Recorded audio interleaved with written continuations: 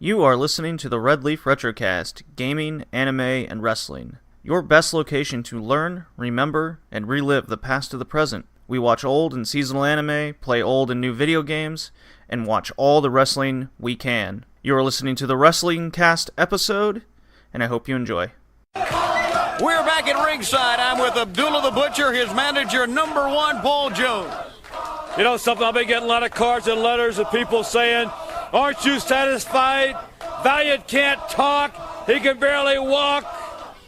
Well, I told you something right now. You think if I was satisfied, I would have Abdullah the Butcher standing here right now? Or do you think that I would have the Barbarian, our superstar Billy Graham, right now trading with a special weapon for Jimmy Valiant? Let me tell you something, Valiant. Ladies and gentlemen, let me talk to you. Let me tell you something. It is episode 30 of the Red Leaf Wrestlecast. I'm your host, JD, and as usual, we got a lot of wrestling to talk about. It's been a crazy couple weeks. I hope you're enjoying your weekend, and I hope you enjoyed the All Japan Champions Carnival. It was one of the best I've ever seen. Not without some hiccups and some criticism along the way, as usual. Impact had a pay-per-view. Beyond Wrestling has been on a tear with its new Uncharted territory, and Lethal Lottery did just occur. Stardom just had its draft, so it's going through some changes. And can't forget about the Cinderella tournament that just happened. Women's wrestling keeps going on with some Ice Ribbon and Sendai. We got MLW to talk about. Naturally, New Japan Dontaku. We got a stacked show, but it wouldn't be the Red Leaf Retrocast without talking about an NWA US champion of the past and going over some WCW starting from the year 1998 and working our way forward to its inevitable demise. Well, let's get this party started with some Japanese Puro Joshi Wrestling.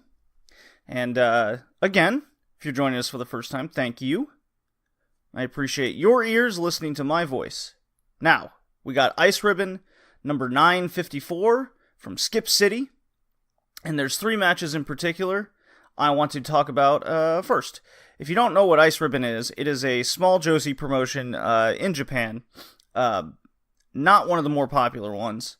However, do have very good wrestlers that are in it.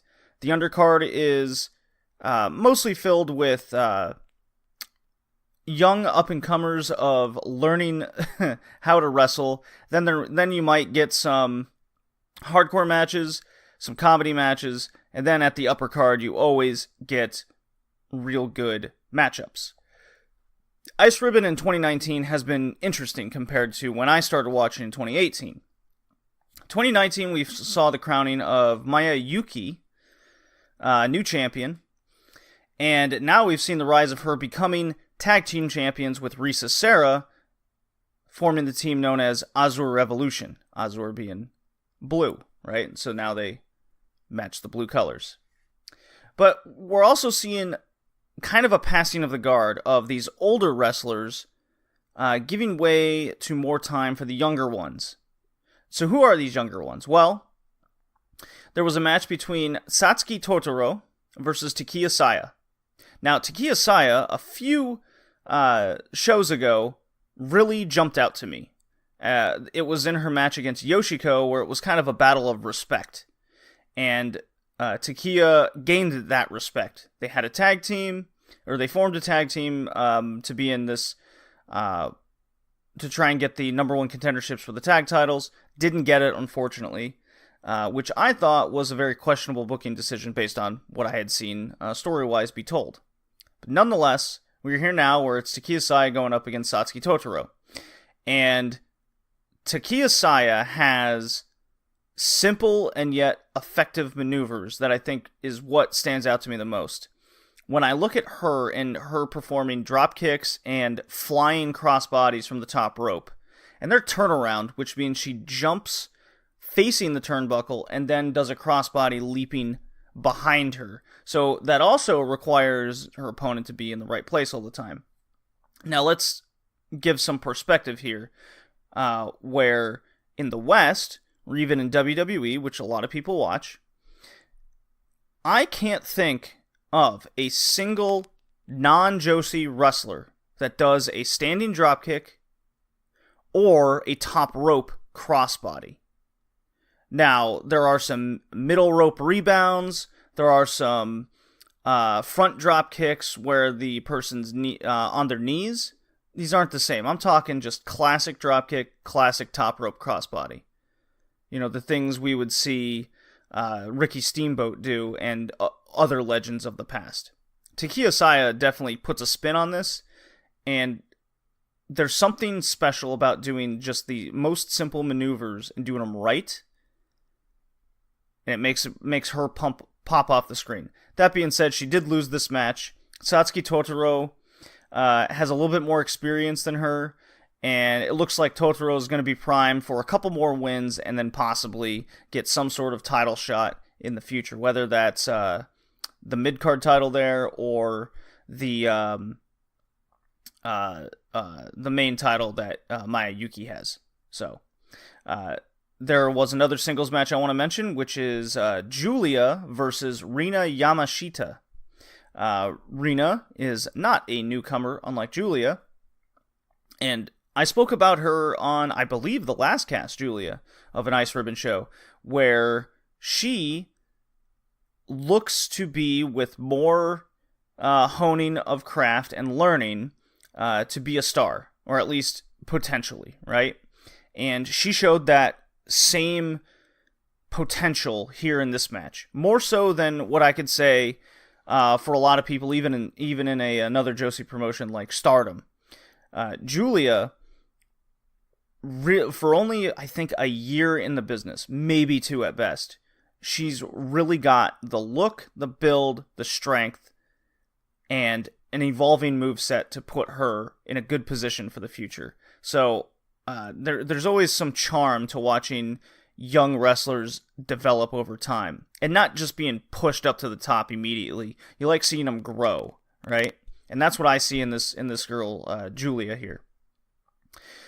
But the main event of Ice Ribbon 954 Skip City was the tag team title match of Azure Revolution, Maya Yuki, and Risa Sera defending against the team of Makoto and Miyako Matsumoto.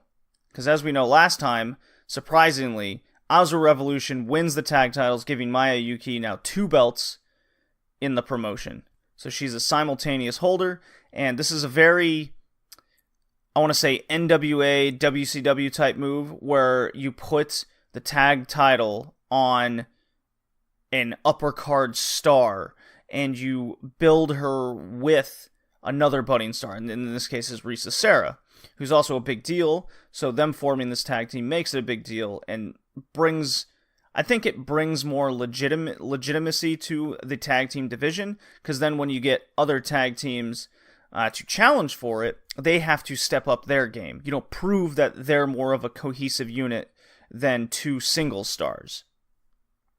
Well, so I'm not saying you can do this all the time, but it does make something a bit stronger. This match wasn't as good as I was hoping. Miyako Matsumoto is not impressive to me. Makoto, on the other hand, was impressive. These two just didn't their whole story was they didn't quite gel together. They're 2 different styles, 2 different looks, and it played into the match. So in the end, that's what happened. There was a neat little thing they started off with to really put this match over, with making you kind of suspend your disbelief that perhaps Azure Revolution was going to lose the tag titles, and that was Maya Yuki. Yuki was not in the match at the start. She eventually runs in about halfway through, and that's when the match basically changes, and they take over and win. So, I really liked what I saw from Takeya Saya. Julia continues to impress, and then Azure Revolution is a force to be reckoned with. So, Ice Ribbon looks to be in interesting shape right now. However, there was another promotion that I watched, and it was Sendai Girls.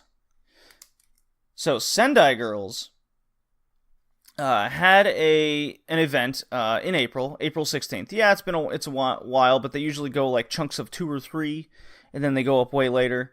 And I've finally gotten around to watching this show. Well, why did I want to watch this show? Well, they had both their titles on the line, the junior title and the heavyweight title, or the world title. And there was a very interesting singles and tag match at the upper card. A lot of European stars kind of coming over, and American stars coming over to learn from the Sendai girls. It's Meiko Satomura's promotion, so there's a lot to learn here. Well, there was a junior title match with champion Millie McKenzie facing off against very young Manami. She looks like a child, and Millie McKenzie is not a veteran per se. She's very young too, but Manami looks like a 13-year-old. Match goes on for a little bit, little back and forth, and then there's a quick spear from Millie McKenzie for the win. So it felt really short. I was kind of disappointed, actually, but with who Millie McKenzie's opponent turned out to be, probably for the best. There was a singles match of Meiko Satomura versus Sari. I've been pronouncing it Sarie. I was thankfully corrected via a fan. It's just Sari. There's 3 E's. He said there was... it's an easy mistake to be made. Meiko Satomura dominates this match with kicks, just kicking the shit out of her. And Sari, only 22, 23 years old, really showed what she's capable of in the ring. Iwata's another up-and-comer in Sendai that everyone should keep an eye out for. Well, regardless, Sari hits some very key comeback moves and takes it to Meiko. Hits a couple over-the-head Uranagis, basically landing Meiko kind of awkwardly on the back of her shoulder and neck. But I think that was executed like so on purpose. It's the way it looked. Made it look much more worse than probably how it was landed. Regardless, Sari gets a crazy comeback win over Meiko, and here I am thinking, surely this puts her in major position for a future title shot. Tag team match came after this. Team of Dash Chisako and Hiroyo Matsumoto versus Hikaru Shida and Killer Kelly. So this is why I'm here. It's the whole Killer Kelly part. Also, Hikaru Shida recently signed to AEW, which is really, really interesting. Because she's the champion of Oz Academy over there. All 4 of these women are very promising in the future. All young, plenty of time left. Killer Kelly is actually the least experienced out of the group. And you could tell in this match how out of her element she was. A match like this is so good. It gives you perspective over the wrestler, where I guess the European market is, right? In how they're training wrestlers. There's just not a lot of training. So Killer Kelly, Millie McKenzie coming over to Japan, Sendai girls, and learning from these really good Japanese wrestlers. Teaming with Shida, going up against Matsumoto and Dash Chisako. They just know the basics, know the elements, know how to work a crowd. And the crowd reacted to Killer Kelly quite pleasantly. I was quite surprised when she did her top rope dragon sleeper, which she actually did to Meiko during the Mae Young Classic last year. Really gets reactions. Her German suplexes get reactions. She just needs more refining. But Hikaru Shida was the star of this match. She was the crux, she was the general, and everything she did just hit home. Unfortunately, Killer Kelly takes a leg drop from Chisako as Matsumoto power bombs Shida next to her, and Chisako gets the pin over Killer Kelly. Now we're on to this title match. And they built it up with Jordan Grace coming over, claiming she is the strongest women's wrestler on the planet. Who could argue, right? She's built like a brick house.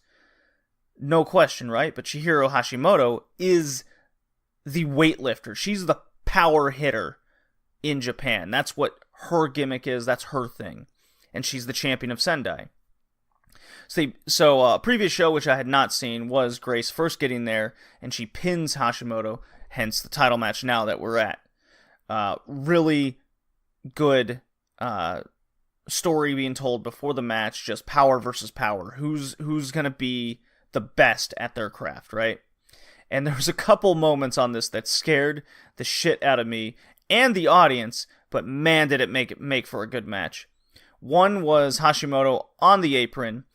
Jordynne Grace runs at her, goes under her legs, she's on the outside, gets her into the electric chair, and then face busts her on the ring apron. My God, I was, if it wasn't landed so well and so convincingly, I would have thought broken face. Now, one that didn't land properly was Grace giving Hashimoto a running powerbomb out of the corner in which she put her on her neck, something real bad. To me, this match, it had the suspense, it had the power moves, which you don't see a lot in women's wrestling. So this gave an element and perspective of something I really, really enjoyed.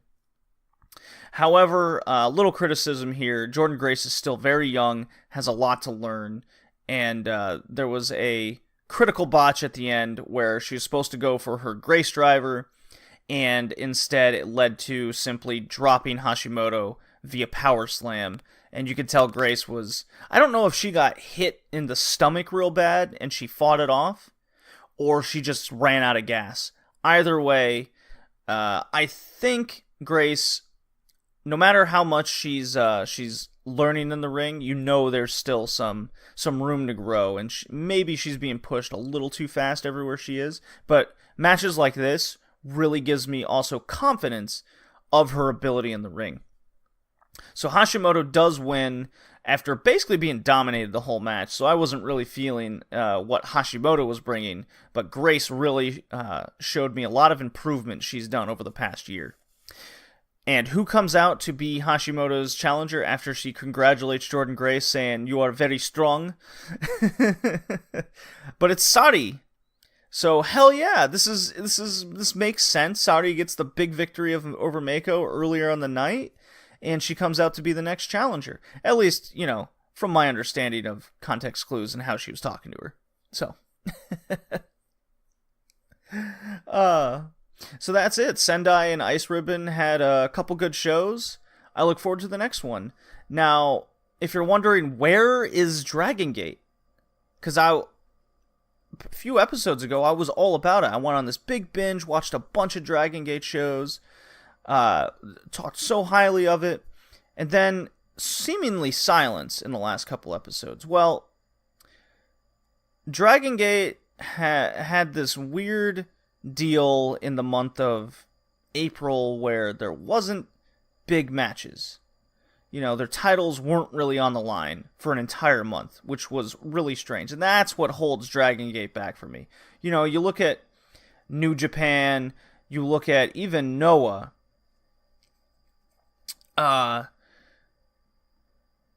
There's always titles on the line to get you hooked. Big events every month. And for a whole month, Dragon Gate just seemingly had Road 2 shows, which is just, to me, it's uninteresting, especially when I'm trying to get further into the promotion. But regardless, there's an event that just occurred, so hopefully I'll be able to cover it on the next cast. That being said, let's get on to our Wrestler Spotlight. The best there is, the best there was, and the best there ever will be. Okay. So our Wrestler Spotlight is just going down as we go. NWA US Champions, or the US title, which is currently in the WWE. And we're on champion number 4 now. And this is a wrestler by the name of Paul Jones. A very standard name, you might say. Be honest, I didn't know really anything about Paul Jones other than what I've just heard around various podcasts or various newsletters, you might say. So I didn't know what to expect with Paul Jones. I didn't watch his match with Terry Funk when it was the finals for the NWA US title after Johnny Valentine had to give it up via the plane crash. I watched other Terry Funk matches with such as with Jack Briscoe, whom everybody in this era seemed to eventually face Jack Briscoe. So my first match I looked at was Paul Jones versus Jack Briscoe, which I found one from the early 80s, which was at the tail end of Paul Jones' career. So I was thinking, okay, this match is kind of boring. It's a lot of headlocks, not much, like even the punches didn't look so good. Paul Jones had some good mic work. So I'm thinking, okay, I gotta find something from the 70s. Everything I read is him in the late 60s, early to mid 70s. That was his heyday, right? He was Southern Heavyweight Champion in Florida. He was Mid-Atlantic Champion at one point. He held 23 titles, according to wrestling stats. So he had to have been way different. You know, kind of like the difference in Terry Funk from 70s to 80s to 90s. Very different personas, different wrestling styles, going from a hard-hitting worker to a hard-hitting hardcore guy, right? Well, Paul Jones never changed that style. He seemed like a solid worker from all the matches. I saw him in a match with Blackjack Mulligan. I saw him as a manager in the late 80s, mid to late 80s. Saw him in various other matches involving various guys of the time. And he was very much the same guy. So I did a little bit more research, and it turns out Paul Jones suffered from repeated back injuries, and that's what led to his early retirement in the ring. And for the next decade, he worked as a manager, on which I had heard more about in just the grindworks, right? So his matches I just could never get into. His mic work, on the other hand, I adored. Whether he was face or heel, mostly heel is what I was able to find and see. He was a very convincing heel, a snake, a slime ball, you might say. He was always trying to goad people into title matches. He was always calling them cowards, very much making fun of the baby faces for being not the men that they claim to be, right? And there was a funny little article I found from just over Mid-Atlantic Wrestling in general, and one post stated that in an interview with Jack Briscoe, of course, it always comes back to Jack Briscoe, it seems, as I'm going over the spotlight, is in the early days, Paul Jones was a face, right? Was a babyface. And apparently Jack Briscoe made a bet with Paul Jones that consisted of a box of Canadian whiskey that says, if you turn heel, I bet you'll make more in a year than you ever did in your wrestling lifetime as a face. So I wasn't able to confirm that the bet was made through, but he was certainly a much bigger star as a heel. What I really got roped into wasn't even his wrestling. I understood that he was very much hated, right, during his wrestling career. Even as a wrestler, he really got the baby faces over, which in turn was his job, right? So fair enough. But what I got into was actually his manager days, when he had what's called the Paul Jones Army in Mid-Atlantic Wrestling. And this stable was so good. This is the kind of thing that, what made Bullet Club so much a big deal, right? It wasn't just like what we see with WWE currently, where it's McMahon's and they hire Goon Squad to go do the work against a babyface, right? Where the Goon Squad never wins a match ever. No. The Paul Jones Army consisted of basically the top heels. All of them, right? We had superstar Billy Graham, Rick Rude, a hired gun in Abdullah the Butcher, the Powers of Pain, which went up against the Legion of Doom, or the Road Warriors. A man's man group of, we're going to kick the shit out of you, right? These were all big deal guys. That's what's missing, right? And with Paul Jones being such a good mic worker, he just would get people over all the time. It was just it's very fascinating, and the fact that Paul Jones dressed up what I can only describe as like a guy going out on safari in Africa. I guess the idea was same Mid-Atlantic article when it was going over him. It was supposed to be reminiscent of what Hitler looked like, so he was called a weasel. That was the time. He had a big toothbrush mustache.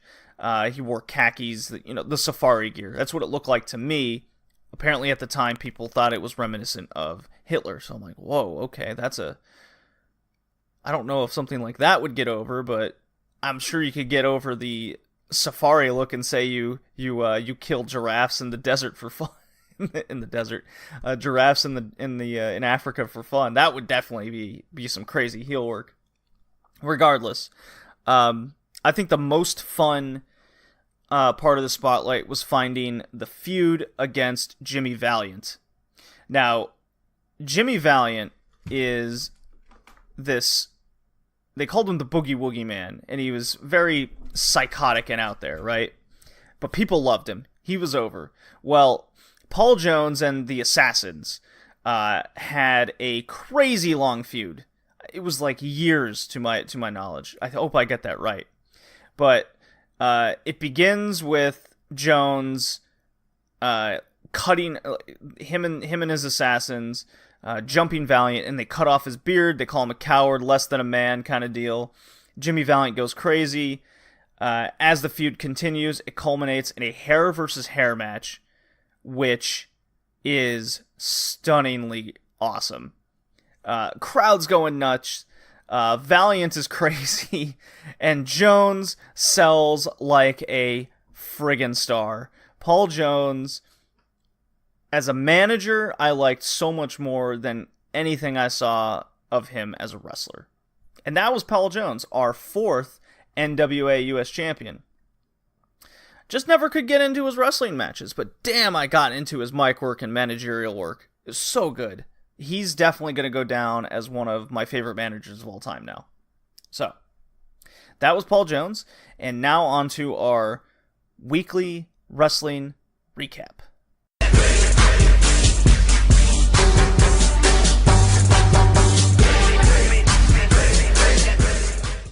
Alright, that was the music of MLW, coming off the heels of Battle Riot and its follow-up episode. Now we're getting back into the swing of things with MLW. Let's just go through this quick. Not a lot has happened over the last couple weeks. Episode 54 and 55 is what we're going over here. Episode 54 starts off with a match. Always a good start in my book. We got the rising youngster Airwolf and Ray Horace tagging up versus the Lucha Bros. Lucha Bros basically on their last legs on the indie scene before they sign permanently with MLW. This is a super lucha match and simply fun to watch. Lucha Bros win via the Stomp Pile Driver. Loving Airwolf. I can't wait to see more of this guy each and every week. We're on to our typical MLW, as my cat runs across the apartment. Typical MLW, we get a match, then we get a number of promos and segments. Match, promo, segment. So, there you go. Selena De La Renta yells at reporters, and then to Callahan when he runs in. Moving on. We get Ace Romero in a match versus Joseph Samael of Contra Unit. Match is okay. I'm not a big Ace Romero fan. He's just a big dude. Crowd loves him at least. He's just not very mobile. He can't really do much. But Samael is one of those guys who's been on the indie scene. He's known as the Sheik for so long. We're seeing a lot of these guys come out of the woodwork because a lot of the stars of the indie scene have been signed to other places. So Samael getting into a unit like this and being able to shine, he kicks Romero's head off. Post-match, we get a big Contra beatdown. Barrington Hughes, the other 400-plus pound guy of MLW, comes out with some refs.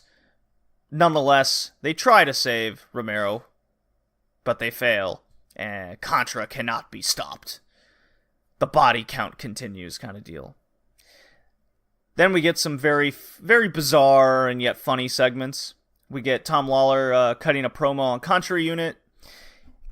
Quote, Contra Unit hasn't come at him yet, even though in the conference at Battle Riot, they came at him, right? He asks for a, quote, 1-on-1 match, a 2-on-2 match, a 3-on-3, mano y mano, man to boys. Then he says he'll have friends to help him. So I guess we can expect in a few weeks Lawler and 2 guys versus Contra Unit. I don't know how that's going to go down because the filthy Tom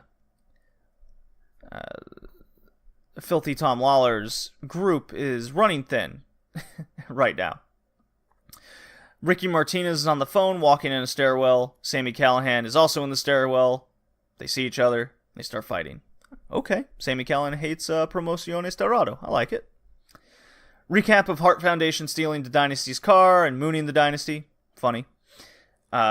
We get what I can describe as typical H2, right?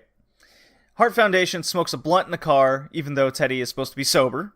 So, they also say their cat, Teddy's cat, is peeing and having sex in the car. So the cat's in heat now. And if you know anything about cat piss, that isn't coming out. Davey Boy Smith isn't smoking, but you can see all the smoke around him. It's kind of funny.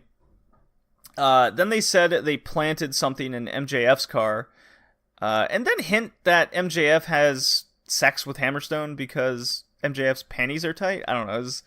It's typical. They're trying to be funny, and it comes off as awkward, but that's also funny. Anyways, we get a match where it's Gringo Loco versus Puma King, which is the slowest luchador match you could ever imagine seeing. Puma King is short and out of shape. Gringo Loco is short and out of shape. They can still hit their moves, but damn, it's slow. Commentary puts over Gringo Loco real hard as, holy shit, he wins a match, right?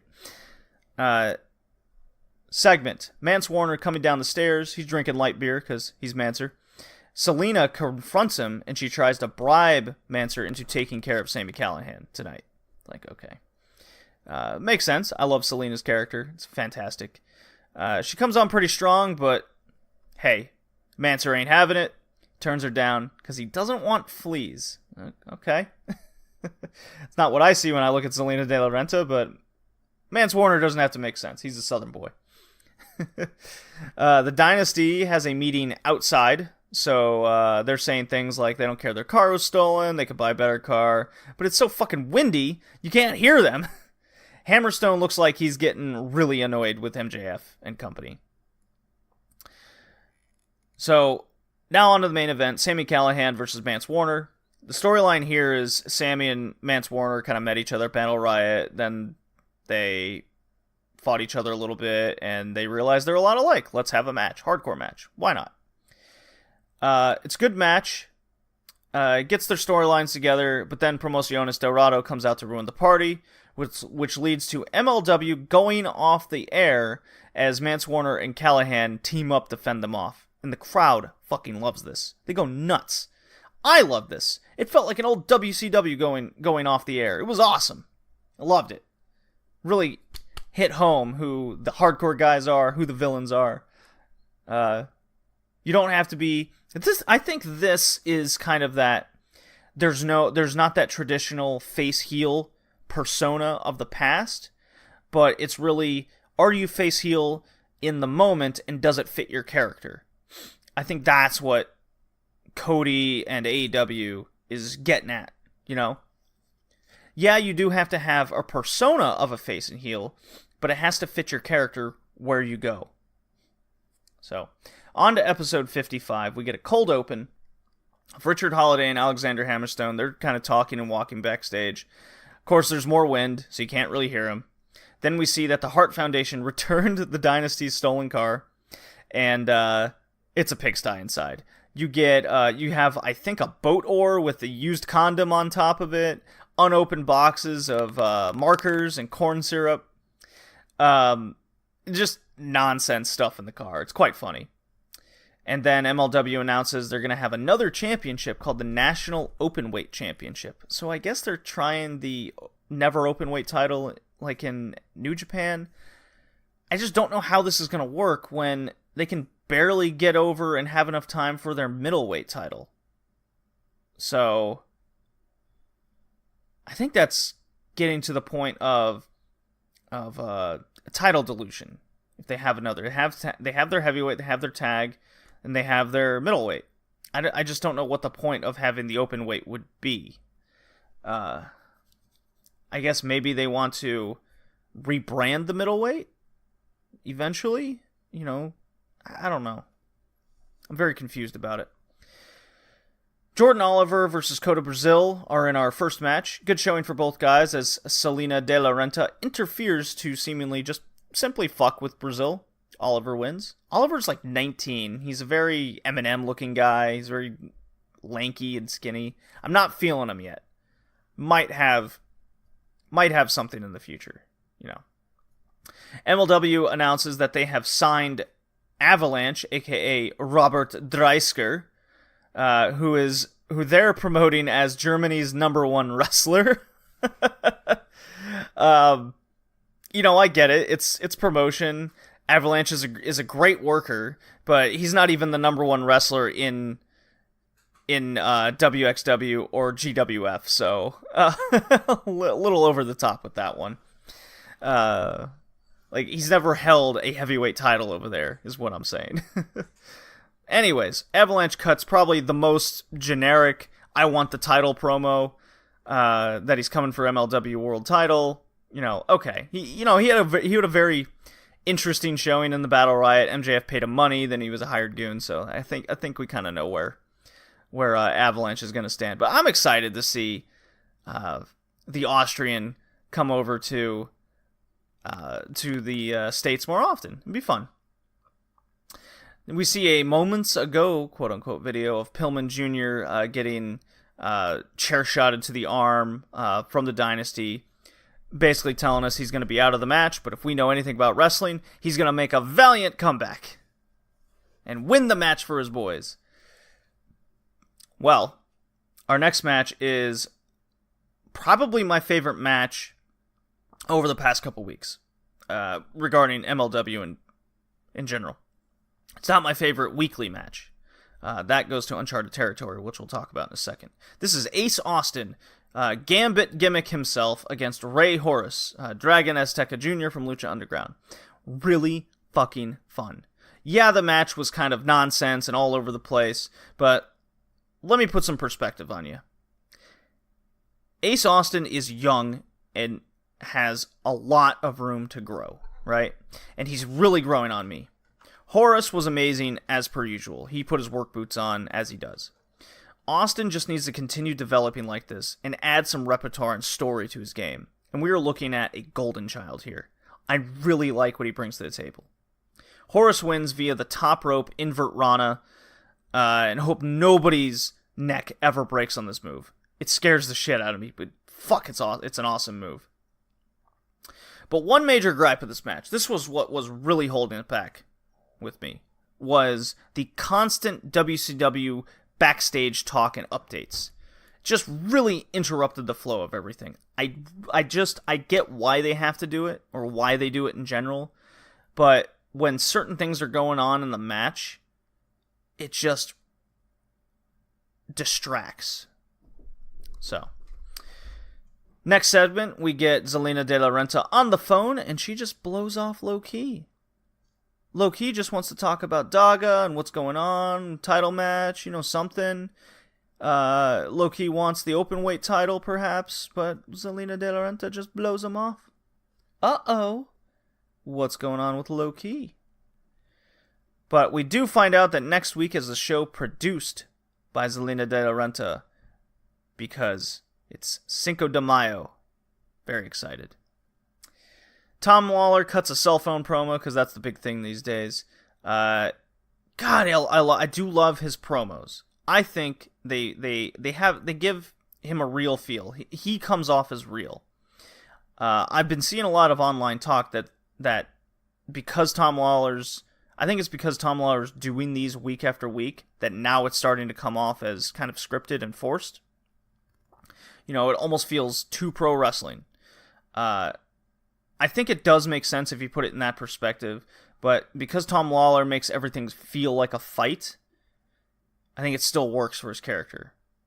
But basically, it's Tom Lawler being himself, so I'm all for it. Main event, 6-man tables match. It's the Dynasty versus the Hart Foundation. This is a very Teddy Hart match. Go out, do fancy moves, get the crowd pumped. Crowd loves it. Kind of over. Dynasty wins after Pillman eventually makes his valiant comeback, but to no avail. Something I noticed in the match was before, as the Dynasty was walking out, Hammerstone was walking ahead of MJF and Richard Holiday.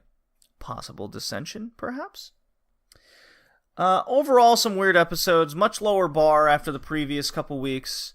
Next week is Cinco de Mayo, which means Zelina De La Renta is basically your GM for the night. So I'm very excited for that. I think that'll give me another nice little boost after a couple weeks. But that Ace Austin Ray Horace match was quite enjoyable, despite commentary being kind of irritating.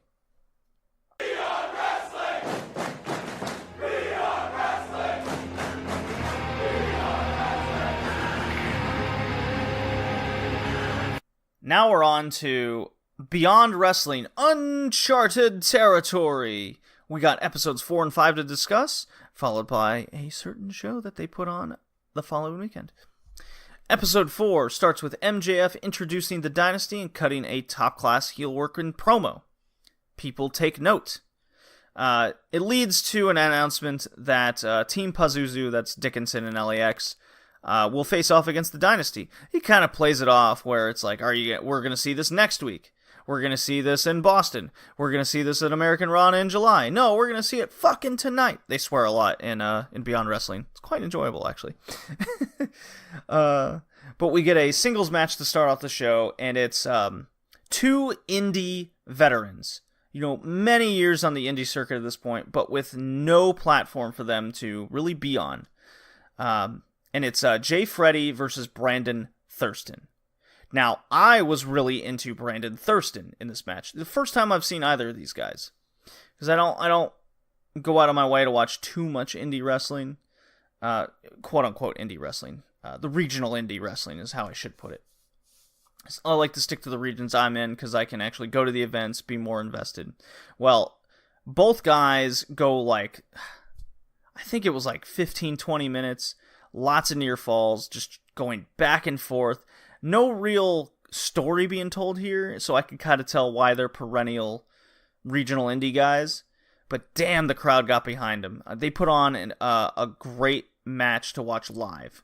And Jay Freddy gets the win over Thurston, and it looks like they're going to be back more and Beyond Wrestling. This is a great example of what Uncharted Territory, I think, is out to do, where it's to highlight all these indie wrestlers that have never been given a platform before, and to highlight new wrestlers that want to start a platform, right? The guys who aren't being signed by WWE or Ring of Honor or AEW, all these guys. So it's great to see this kind of platform out there. Speaking of platforms, the Discovery Gauntlet, it's exactly that. Mick Moretti has won 3 weeks in a row. He's got a very bizarre character to him, fun ring work. Now he's against what is probably a Chikara guy. Beyond Wrestling and Chikara have a close relationship together. They exchange a lot of talent. And I believe this LD Mantis Montesanti is part of the Chikara group. And despite his very strange name and very crude wrestling skills in the ring, he was very fun to watch. And Mick Moretti, I was at episode 1, and Mick Moretti, I was like, this guy's kind of weird. I guess we'll see where he goes. 4 weeks later, fuck, this dude's leaving. So for a whole month, Mick Moretti was in the Discovery Gauntlet. Unfortunately, he's no longer in it. Let's see what Mantis does in episode 5. We get a singles match. Puff defeats Coach Mamone in a comical match, as it was. Coach Mamone is the greatest coach that ever lived. He looks like the 70s high school gym coach. That's his gimmick. And Puff is a well, he's like 428 pounds. He's Ace Romero without any wrestling skill. We get a tag team match. Beaver Boys, that's Alex Reynolds and John Silver. John Silver showing off his newly won CZW title. So you're asking yourself, why is John Silver the CZW champion? Well, it's Combat Zone Wrestling. What do you expect? Beaver Boys face off against the Butcher and the Blade. Fantastic fucking gimmick. They look like serial killers out there, Butcher and Blade. It's Andy Williams and Pepper Parks. And Butcher and the Blade, good gimmick, big guys, bit slow in the ring, pretty rough. So the Beaver Boys definitely kind of carried this. And there's a reason why the Beaver Boys are claiming themselves to be the aces of the tag team division in Beyond Wrestling. I really like this whole I want to be the ace banner that's going around. And eventually, I would have to assume there's going to be tag titles in Beyond Wrestling. There has to be. There's only the independent TV title right now. They need another piece of the pie, right? And I thought after the tag tournament where the Beaver Boys won, that they would be handed the tag titles or something, but we haven't seen any of that. It's very strange to me. I hope they fix that soon enough. Solo Darling defeats Davian. We that's playing off episode 3 there, where Solo Darling saved Statlander from being beaten from behind.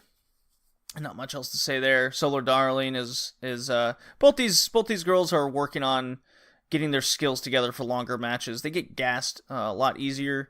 Little botches here and there, but regardless, fun to see.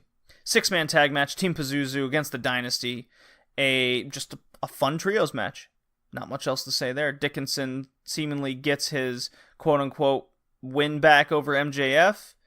And then LAX cuts a promo saying, I hear there's best friends that are coming into town. So they call them out. Hammerstone and Holiday, I like them with MJF. Brings out their characters, or at least they play off his character in particular, because God knows they need it. Otherwise, they're just dudes. Hammerstone has a good look to him, but he's not... He doesn't bleed any charisma. Right? You know what I mean? Anyways. On to episode 5. We have LAX taking on Best Friends. Good match. LAX wins. Don't come into their house. Moving on. We get another Discovery Gauntlet. I really like that it's the second match on every card. Gets you more consistent with it as I drink some water.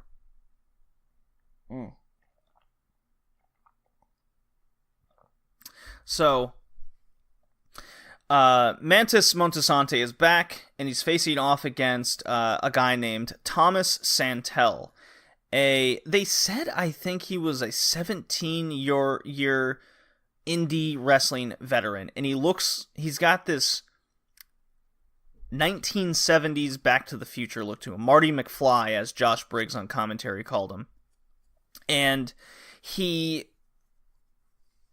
definitely has the era look to him. He's got the parted gelled hair to the side, old school gear. They say he's a master in catch wrestling and all these other styles.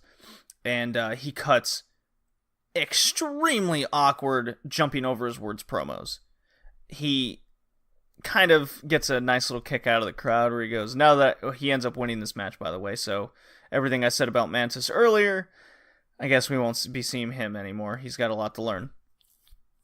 But Thomas Santel looks at the crowd and he goes, I'm thankful for being here kind of deal. And I'm going to celebrate with a nice, cold beverage of, and he looks at the bar, Ovaltine.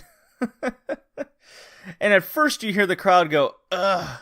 And then you get, as Worcester, Massachusetts would, the Boston natives, they just start chanting Ovaltine. So what was gonna be this I'm better than you, I'm more classy than you, I don't drink mic work, he goes, 7 years, got Ovaltine over, thanks. So he just kind of played off it. He just totally disregarded the obvious heel work he was going to do. It was kind of, I don't know, I kind of liked it. I'm interested in seeing where Santel goes. I really want to see more of Montesanti, though. So if anything, this Discovery Gauntlet is making me disappointed. I'm not going to see more of these guys.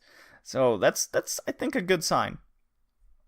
We get a 4-way match of all the women that's going to be involved in the Lethal Lottery come Sunday. Solo Darling, Ashley Vox, Penelope Ford, and Veda Scott. Okay? Ashley Vox, this is the first time I'd seen her.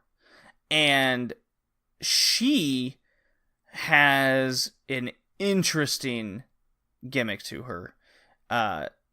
She, I guess, has this hook. She tapes her index finger up a lot, and then much like the dude in OTT, right, where he'll hook your lip and it functions as a submission move. She does that. She's kind of rough in the ring, but she does it enough smoothly where she stands out. So I'm interested in seeing more of Ashley Vox, but nonetheless, Solar Darling wins via Cloverleaf submission. Tag team match, Bear Country against Milk Chocolate. Bear Country is Bear Beefcake and Bear Bronson. Fucking love this team. I'll get to them in a second.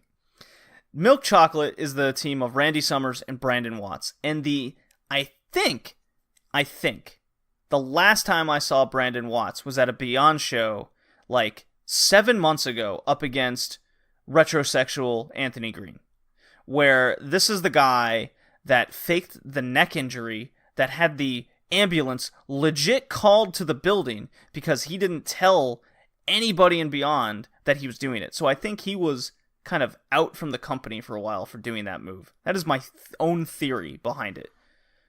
So, needless to say, Brandon Watts and Randy Summers get the piss kicked out of them by Bear Country. These are fucking monster-looking dudes. They look like bears. The bears ate the chocolate, is what I'm saying. They ate Milk Chocolate alive. They just double power slammed the crap out of these guys. And I'm looking forward to episode 7, where they're up against the Butcher and the Blade. I believe that's the matchup for episode 7 announced. And I'm very hyped for that match. That is just 4 big dudes going at it. And the way Bear Country was moving, I'm into it. This is what Heavy Machinery should have been, right? If they were booked to actually be on TV and not jokes. Then we get a singles match of Chris Statlander against The Whisper, Chikara guy, I have to assume again because of the interesting gimmick. And I really, I'm very critical of Chikara. It's not for me. It's not my flavor. It's too much comedy and too much over the top gimmicks. But sometimes they hit gold. And this dude, The Whisper, really clicked with me. He's the innovator of silence. His moveset was great, and he worked very well with Chris Statlander. They gelled together quite well. I loved this match. I loved both characters. Statlander wins, continues her winning streak ever since the Treasure Gauntlet that she won, or Treasure Hunt. So, good stuff. I want to see more of The Whisper and, naturally, Chris Statlander. Our main event is the Beaver Boys. Hey, they're back again, and they're against the newly formed team of Slithers, which is Chris Dickinson, the Dirty Daddy, against Bad Boy Joey Janela. And Joey, you could tell, Joey Janela adores this tag team and the name alone. He is having so much fun with this. He's just sticking his tongue out, making goofy faces. He's yelling at the crowd, Slither! This is good. Joey Janela kind of looks like he's kind of off kilter when it comes to camera work. And being that Uncharted territory is seemingly being this outlook and this laying the groundwork for a lot of these guys. Joey Janela working on camera work in something like Beyond is only going to help him in the long run. So this is a fantastic match, really enjoyable, in which the Beaver Boys lose to Slither because Penelope Ford grabs the CZW title away from Silver and runs away. John Silver chases after her, leaving Reynolds alone in the ring to basically get bitten by the snake and lose. And this causes dissension when Silver eventually gets back in the ring. Reynolds pushes him away. What's going to happen? Well, that takes us into our major indie shows. And where would I be? Well, it only makes sense that I should start with Beyond Wrestling's Lethal Lottery. So here we go.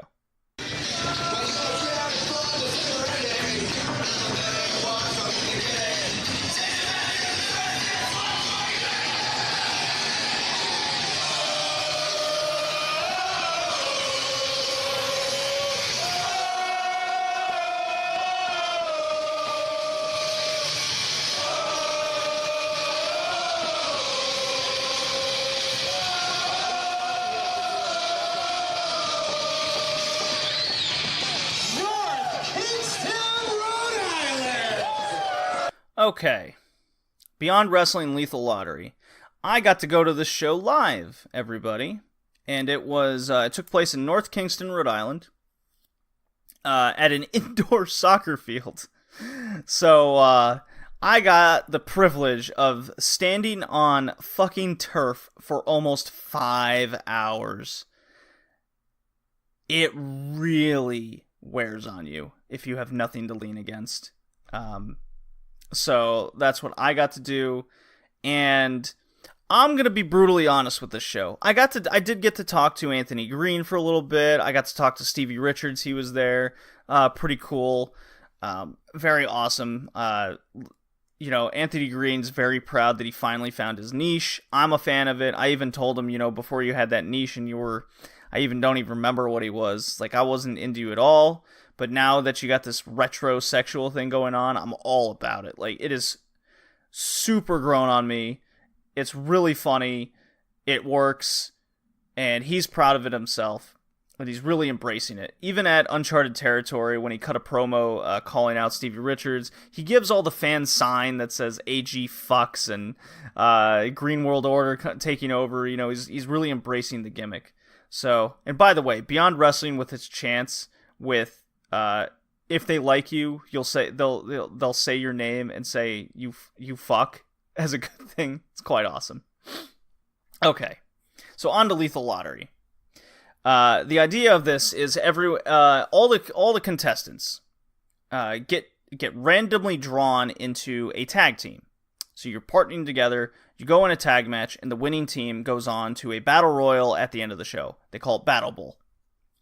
And the winner of Battle Bowl, we get to choose their opponent for American Rana in July of 2019, later this year. So, unfortunately, for the live audience there, we didn't get to see any of the draws being made.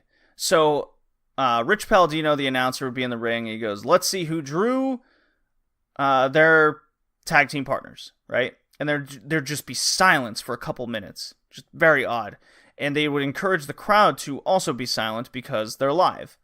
Luckily, the crowd is very understanding of this because of how indie Beyond Wrestling is, right? But regardless, it was just very awkward. I would have rather them pick it out, and they don't even have to have any names since we all know it's scripted. Just the whole showmanship would have been appreciated. But anyways, Orange Cassidy and Penelope Ford are Team A, and they defeat the team of Shockwave the Robot and Veda Scott. A very comedy-filled match. Anything with Orange Cassidy usually begins with comedy. It was a very funny opener with the whole killer robot. Orange Cassidy just selling it so well. He as soon as Shockwave comes out in the entrance, he runs out of the ring. He's like, that's a killer robot. Because at first, Penelope Ford and Orange Cassidy were trading jackets, and it just went south. Orange Cassidy wins via... Penelope Ford gets Orange Cassidy's orange juice, throws it on the robot, and then Cassidy hits him and reprograms him. Done. So there you go. Then we have the team of Jake Parnell and Solo Darling against Dasher Hatfield and Puff. So anything with Puff is immediately going to be a comedy match. So we got 2 in a row, boys. Dasher Hatfield, I believe, is the Chikara champion, and Jake Parnell is the Black Label Pro champion. So very interesting. I have never seen these 2 guys before live. I believe I've only seen Dasher Hatfield once ever wrestle, and he's pretty damn good. He's very solid. But yeah, this was mostly a comedy match for the good first half of it, of Solo Darling up against Puff, like trying to take him down, and it goes on way too long.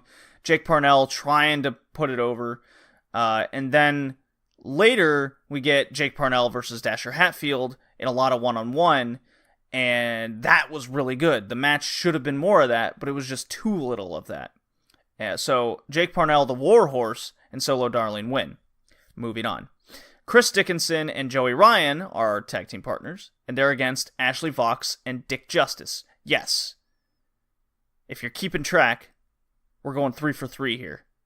We got Master of Dong Style, Joey Ryan, against Super Cop Dick Justice. Do we have another comedy match, boys? Oh, you bet your ass we do. Luckily, Joey Ryan is so good at his craft. You know, he just goes, let's cut to the chase. Who wants to touch my dick? All the time. The whole match he's trying to everybody to touch his penis. Cup his balls. He's putting his dick lollipop in people's mouths. It's funny. Dick Justice is funny. He pulls out, the finger gun, the whole thing. But god damn it, there's just so much comedy. If this was the first match, we would have been in stitches. But this was the third one. We were all feeling it. The crowd's so dead. It's such a shame. Joey Ryan and Chris Dickinson win, as they should. Our fourth and final tag team match. We have the team of Kurt Stallion and Joey Janela up against Alex Reynolds and what was supposed to be John Silver, but he didn't come out. Instead, we get crazy cokehead Tony Deppen. So, Kurt Stallion is... I think he's from indie promotions in the South, like Texas South Wrestling or something. And then Tony Deppen is he's a journeyman of sorts, but he's a good ground mat wrestler. He just comes off as a cokehead. This was easily the best match, but Joey Janela, I don't know what he was doing, but he was yelling Slither, he was yelling, I'm doing this for Jesus, I won't come in and cheat because Jesus doesn't want me to. It was so bizarre. I don't know if Joey Janela smoked a bunch of weed beforehand, but he was definitely strange. He was having fun. But the Kurt Stallion and Tony Deppen work was excellent, and that was most of the match. So, thank God we didn't get 4 in a row, right?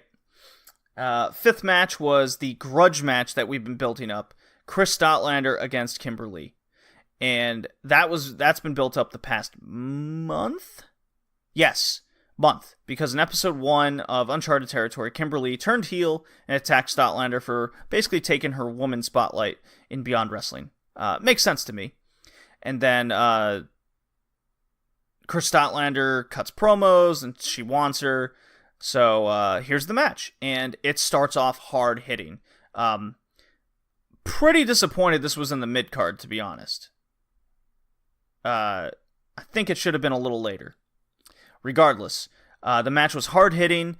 Took some blows on the outside. I got a real good shot of Kimberly chopping Statlander on the guardrail. Go to Twitter @BowlingJD to check that out. What really lost it for me was Statlander gets hit with the Swanton Bomb from Kimberly and then just rolls her up, escapes out of the ring, Lee's all pissed, and then Statlander gets on the mic and says, now that business is done. You just won with a lucky roll-up, and you're satisfied after all that. I don't know. And then Kimberly didn't do anything to retaliate. Like, it seems like so much unfinished business here to me. So it came across as really strange after Statlander had that little promo.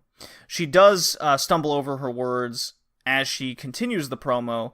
She says she doesn't have her treasure hunt medallion around her neck because she has cashed it in at Midwest Fight or whatever it's called in Chicago that they're going for, and so she's challenging for the TV title.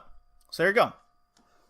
Chris Statlander's getting her title match, and I was with a lot of people in the Beyond Wrestling crowd where after that amazing treasure hunt performance of Chris Statlander beating Dickinson, David Starr, Jordan Grace, I believe it was Jordan Grace, to book her to cash in her medallion outside of Beyond Wrestling, essentially, is kind of, it was gutting to a lot of people since we're all such big fans of hers. We wanted to see it at, whether it be in Boston at that debut show or at American Rana even, but we're not getting that. It's coming up at the end of the month, so we get it sooner than we expected. Anyways, singles match, Matt Cross defeats Gabriel Sky. Not much there. Matt Cross is awesome. Stevie Richards goes up against retrosexual Anthony Green, leader of the Green World Order, and even the Platinum Honeys, Ava Everett and Angel Sinclair are dressed as the Blue Meanie and Hollywood Hogan, really pulling out a parody of the parody situation, because the BWO is a parody of the NWO. Now he's doing GWO parody of the BWO. It was very funny. It came across great. We were loving it. So Stevie Richards' music hits, and it's his Right to Censor music from WWE in 2001.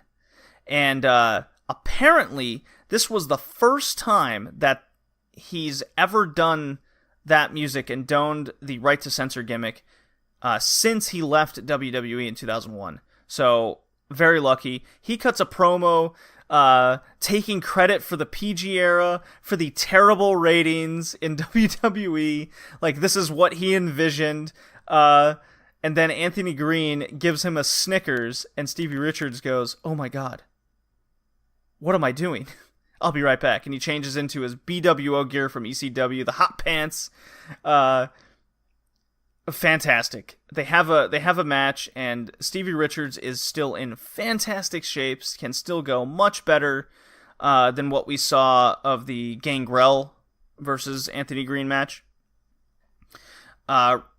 Richards was even kind of interacting with the crowd, being like, nobody watches WWE anymore because it's not interesting. So I don't know. I took it as Beyond Wrestling is more interesting than WWE. I don't know. I'm just taking it that way. Richards wins because Anthony Green never wins. He's the retrosexual, and he never beats the old guys. It's kind of his thing. Richards puts him over quite well in a post-match promo. Next segment is VSK comes out. Do we remember him? Not really. I remember he was part of a tag team, and he was the lesser guy, right? Well, he cuts a promo saying he's going to take Beyond Wrestling over.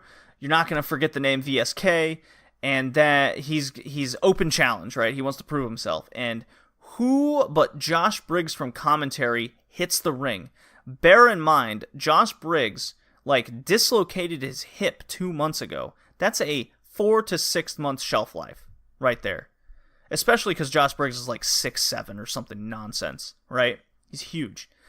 Well, Josh Briggs leaps over the rope saying he's been cleared, and they have a hard-hitting match. Briggs sells the hip, and we're thinking in the audience maybe it came back too early kind of situation.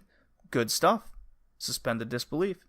VSK held his own, and finally Josh Briggs ends it with a chokeslam powerbomb situation. He choke slams and then sits out powerbomb style. It's awesome.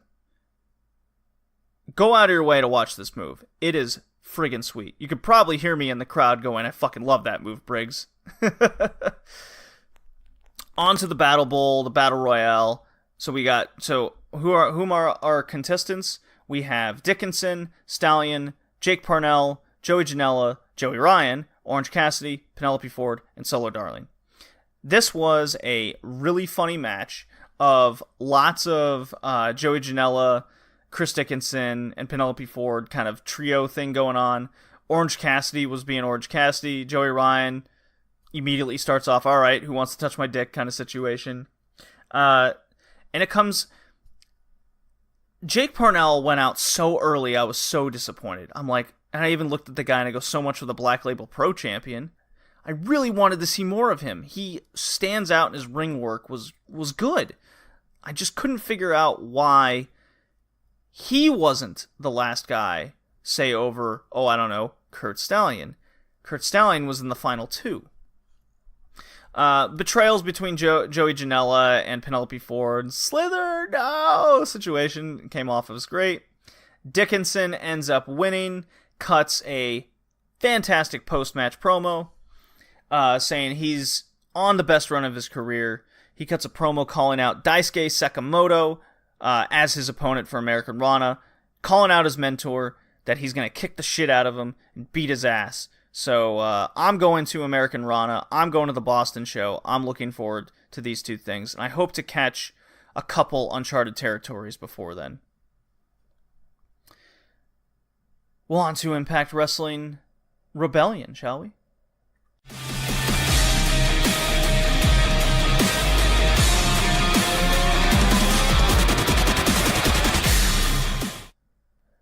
Alright, boys and girls. I don't want to spend too much time on Impact Wrestling. I haven't been keeping up with the weekly show, as you all know, if you're a frequent listener of this podcast. I was definitely suffering from multiple things in Impact Wrestling. One was overexposure, and that's always a killer. You can't let yourself succumb to that. And B, I was just... Look, I love a lot of the wrestlers. I loved the storylines they were attempting in Impact Wrestling. But it was just too slow. It was too meandering.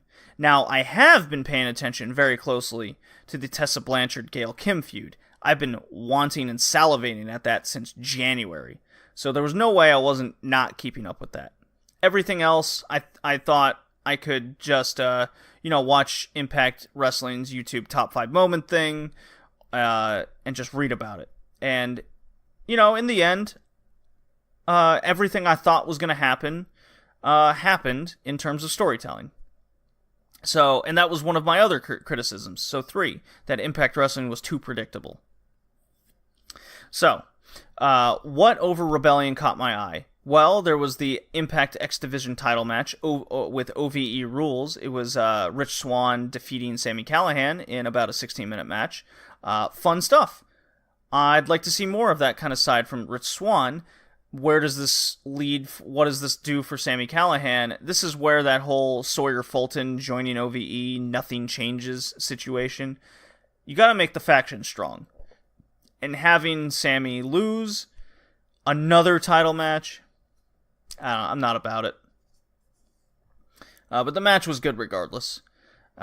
This is followed by Tessa Blanchard versus Gail Kim.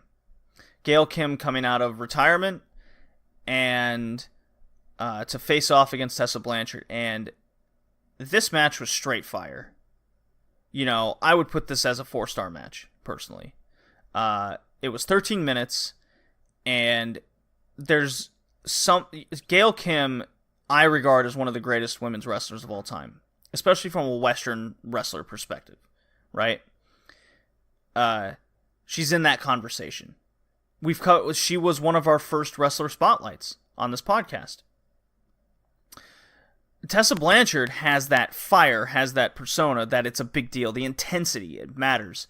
And these two gelled so well together. I mean, the feud that was built with it was great, ranging from Tessa Blanchard just calling out Gail jumping the gun on her, all the way to the go home where Tessa Blanchard barges into Mr. Gail Kim's restaurant, the husband, and she's just causing mayhem in this restaurant. She's eating food off people's plates. She's beating up all the men. She goes in the back and pours condiments all over the chef. And there's a really funny moment where where she looks at the guy who just like got the dishes and silverware out of the dishwasher, and she goes, "Are they clean?" He goes, "Yeah." She knocks him out of his hand on the floor. "We'll clean them again, or they're dirty now." It was really funny. I love Blanchard's character, and the match met all my expectations. Tessa Blanchard wins. I'm willing to overlook the kind of break of kayfabe at the end, where now all of a sudden they're best friends and it became a passing of the torch moment. I'm willing to overlook it, but I wasn't a fan of it. I really don't like the whole at the end it's okay, we're friends now situation. It's very shonen anime, you might say. But regardless, it's definitely one of my favorite women's matches of the year so far. We get the Impact World title match with special guest referee Lance Storm, Mr. Straight Arrow, Mr. Let Me Be Serious for a Moment, Mr. Team Canada captain. Brian Cage defeats Johnny Impact, as Johnny Impact had ex-referee Johnny Bravo and Ty Valkyrie ringside. This match was only 13 minutes, and you could probably attribute this to a certain Spanish fly that was taken. Johnny Impact gave Brian Cage a Spanish fly off the ring ramp to the floor, and once that hit, Brian Cage was done for the match. He suffered a bruised spine of some sort. He seems to be okay now, but it was mostly Johnny and Brian kind of calling the match on the fly, because Cage just couldn't walk. He was having trouble lifting even his own legs. It was a scary sight, but, I gotta give credit. Despite the injury, they made the match work within that grounds. It was quite something. This match also reminded me of those old TNA matches of the past, where you have your title match and there's interference, ref gets knocked down, special guest referee gets back, kicks the. It was very much like that. But this was good TNA as opposed to Bischoff Hogan TNA, if you know what I mean. And Cage wins the title. About fucking time. I think it's, he should have won it in January, personally, but, Impact was slow on the uptick. They could have had this match happen months ago. But anyways. And then we had our post-match, fucking Michael Elgin comes out and gives him an Elgin bomb. Elgin looks cut. And so Brian Cage on the bad back fucking took an Elgin bomb, so... All right, I'm all for Elgin. Another Canadian signing with Impact. So there you go. To me, Impact is the best Canadian promotion right now. It's the promotion in Canada. So I'll be loosely keeping up with Impact. If something like this occurs, then I will talk about it on the podcast. Full Metal Mayhem match for the tag team titles: LAX versus the Lucha Bros, and this went almost 21 minutes. And it was fucking awesome. It's more LAX Lucha Bros. Phoenix almost died. He tried a springboard moonsault through a table on Ortiz, I believe, and he could tell he wasn't going to fully rotate, so he stopped his rotation and just kind of fell to the ground and tucked. So thank God he's okay. And LAX get the win. Fantastic match. Definitely go out of your way to watch probably this one. And if you're a fan of women's wrestling, my match of the night, I don't think it was the best match, but my match of the night was Blanchard Gail Kim, from what it all brought to the table. So with that being said, Impact got in my good graces with that one, with what they performed at Rebellion. Much better than Homecoming by a long shot. So let's move on to the All Japan Wrestling Carnival.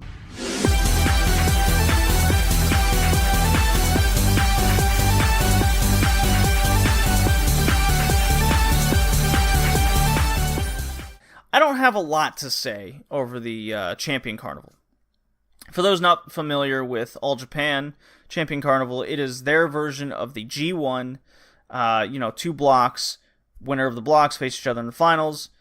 Presumably, winner gets a shot at the title, right? However, the champion is also in the blocks, right? So these are my simplistic thoughts. All right. I believe there's a person on Twitter that I interact with frequently. Names is Alex Fullwood. Go check him out on Twitter. He posted a list of his recommended matches from Champion Carnival. I'm gonna break it down in much more simple terms because it was a month-long tournament, and I found myself just picking and choosing off lists and what was available because I'm gonna be honest, I don't have All Japan's streaming service because it's shitty.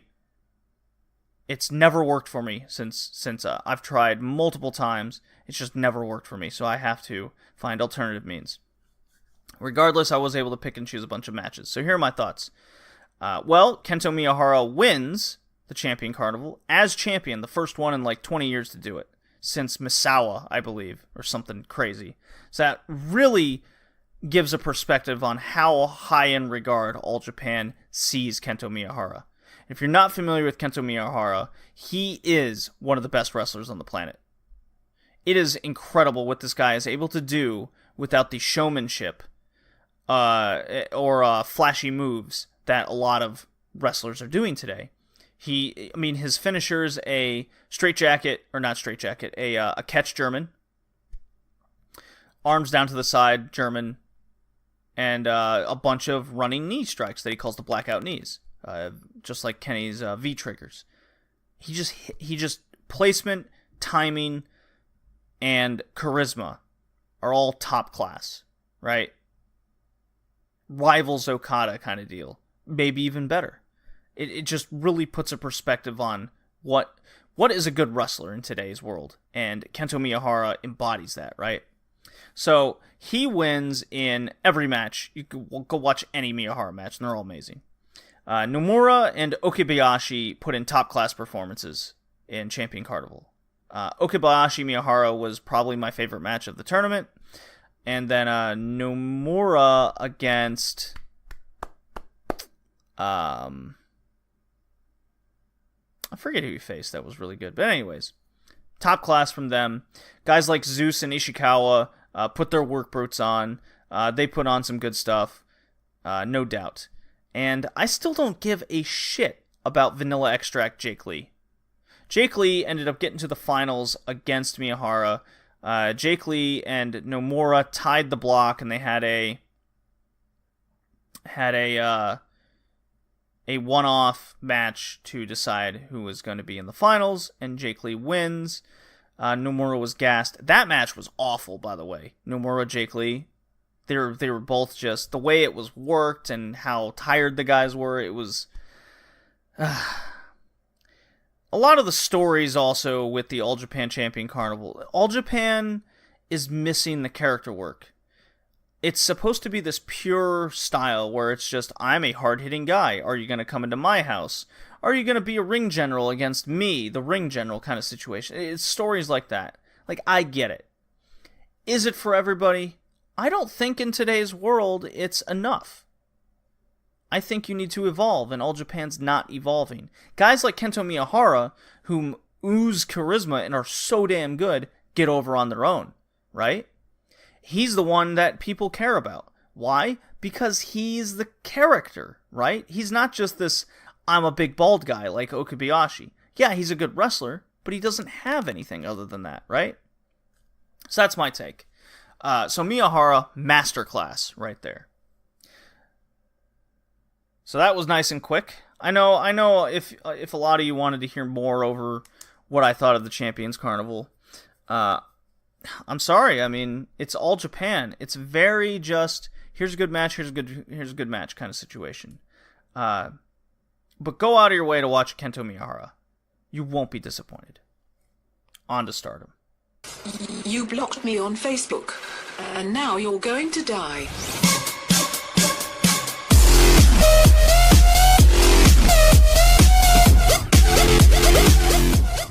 Okay. I got 3 shows of Stardom to go for today. This is all taking place at the end of April 21st to the end, right before all of the faction nights, as they call, which is happening in May.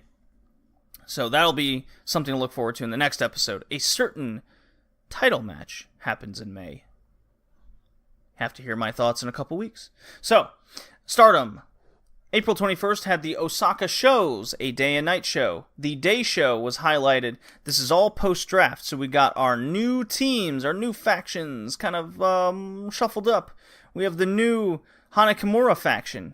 And so we get a six-man, or a trios match, six-man tag team match, trios.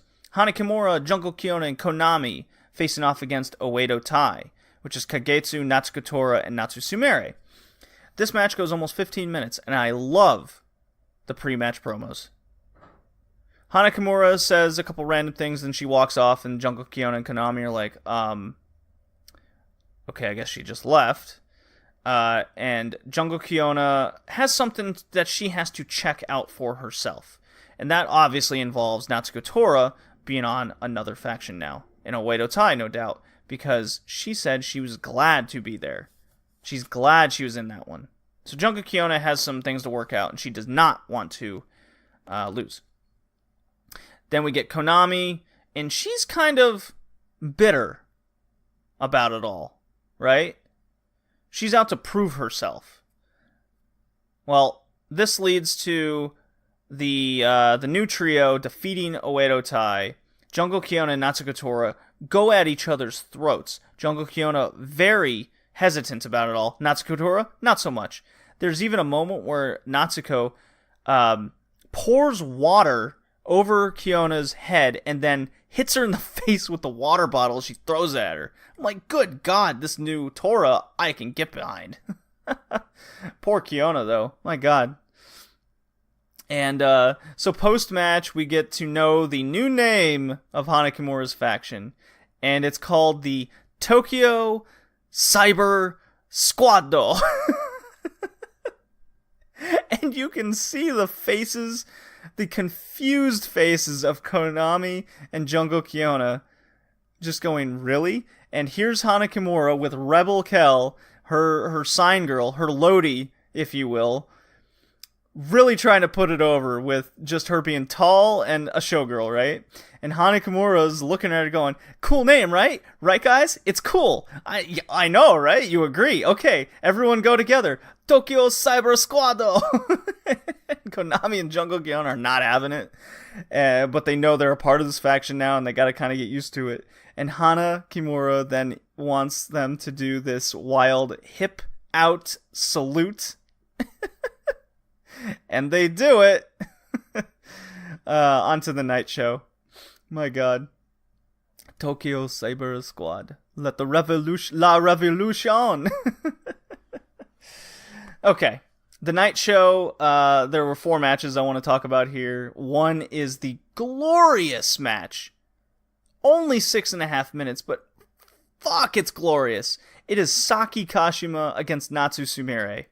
So, in the past, Natsu Sumire has sang Saki Kashima's entrance song. And this whole thing is started off this. The pre-match promo has Saki Kashima being kind of serious. She goes, Natsu Sumire likes to sing my entrance music. I don't got time to deal with that. I don't want to deal with it. I hope she doesn't do it today or else kind of situation. Then it cuts to Natsu and she goes, hello. She's pretending she's an idol and she's debuting her new single. Hope everyone enjoys it. And then it immediately cuts to Natsu in the ring. Just skips her entrance altogether. Saki's music hits. She comes out and there's Natsu in the ring singing it. And you can see in the background Saki's face just goes, oh my God. And she turns around. They're Starlight Kids. She kind of turns her, no, you got a match. Come out. So Natsu's continuously singing, and it leads to Saki and drop kicking her from behind. And they essentially have a grudge match at this point. They're just hitting each other. They hate each other. They're cheating. Like Natsu's trying to cheat. Super funny. The ref takes a total of 3 nut shots in this match the third one finally was Natsu just punting him in the nuts because he took her whip away, and so Natsu gets DQ'd. I want to see more of this. This was one of my, I talked about Tessa Blanchard and Gail Kim being an entertaining feud and being so good. Natsu Sumire and Saki Kashima had probably the most entertaining sub 10-minute match I've ever seen, at least in 2019. So good. I highly recommend it. Oedo Tai tag team match. Hazuki and Natsuko Tora defeat Arisa, Hoshiki, and Tom Nakano. Just continuing playing off the whole Arisa and Tom don't kind of get along. Tom's kind of ignoring her, so that's just a little context there. Match goes about 10 minutes. Oedo Tai again. Andres Miyagi and Kagetsu face off against Tokyo Squad members Hana Kimura and Rebel Kel. If you think Rebel Kel's getting this, taking the pin, you would be absolutely right. But fun match. Hana Kimura. I've seen criticism of her that ever since she got back from Excursion in Mexico and her character changed, that she's half the wrestler she used to be. In a way, I agree. She's doing a lot less of her wrestling moves and more character work. So it's like a give and take situation, right? Well, now that her character work has been established, this match I saw a lot more of her wrestling work coming back into play. And she kind of also had to do it because Rebel Kel is very green. So Hana Kimura was definitely a star of this match to me. And her and Miyagi really went at it. So I'm hoping that's going to be a thing in the future. But why are we all here? It is obviously because of the tag team match, Tokyo Cyber Squad, Jungle Kiona and Konami. I said right away at that draft, these two are going to be tag champs. Just give it time, right? They're up against the team of Azumi and Momo Watanabe. And pre-match promo, we see Konami saying, "Fuck you, QQ," middle fingers. Jungle Kiona starts letting off some steam. They hate Queen's Quest. It seems that the common enemy, they have found some common ground, right? And the character change and the utter bitterness of Konami is really awesome, right? And Jungle Kiona, being who she is, little hesitant at first, but man, the sudden change of Konami is quite something. And Konami and Jungle Kiona pick up the win against Queen's Quest. They get Azumi, and Konami just talks all the shit and to Momo because she meets her in the first round. Awesome stuff. Jungle Kiona closes the show and has to do exactly what Hana did in the last show, was close out Tokyo Cyber Squado. It's really fun. This tag team match was excellent. Go out and check it out. And we're moving on to the Cinderella tournament. This is a Queen of the Ring where the winner gets to wear the nice dress of Stardom, and I believe get a red belt match, if I'm not mistaken. No, you get a title match of your choosing. That's what it was. Momo Watanabe won it last year. I believe Toni Storm won it the year before, etc., etc. Stars win this match, right? That's the point. Not stars the faction, but future stars. And Cinderella tournament, because there's so many matches they go through, there's the stipulation of also over the top rope and to the floor, which brings a very interesting and quick element to it. There's also a draw stipulation there. If the match goes 10 minutes, then neither person wins, right? They're just out. They're both out. So you can do so many different bookings this way, and nobody looks weak, right? Unless they get freaking submitted in 30 seconds kind of situation. But anyways, real quick until we get something more to talk about here. Azumi defeats Rebel Kel in 5 minutes. Starlight Kid defeats Natsu Sumire in just over 5 minutes.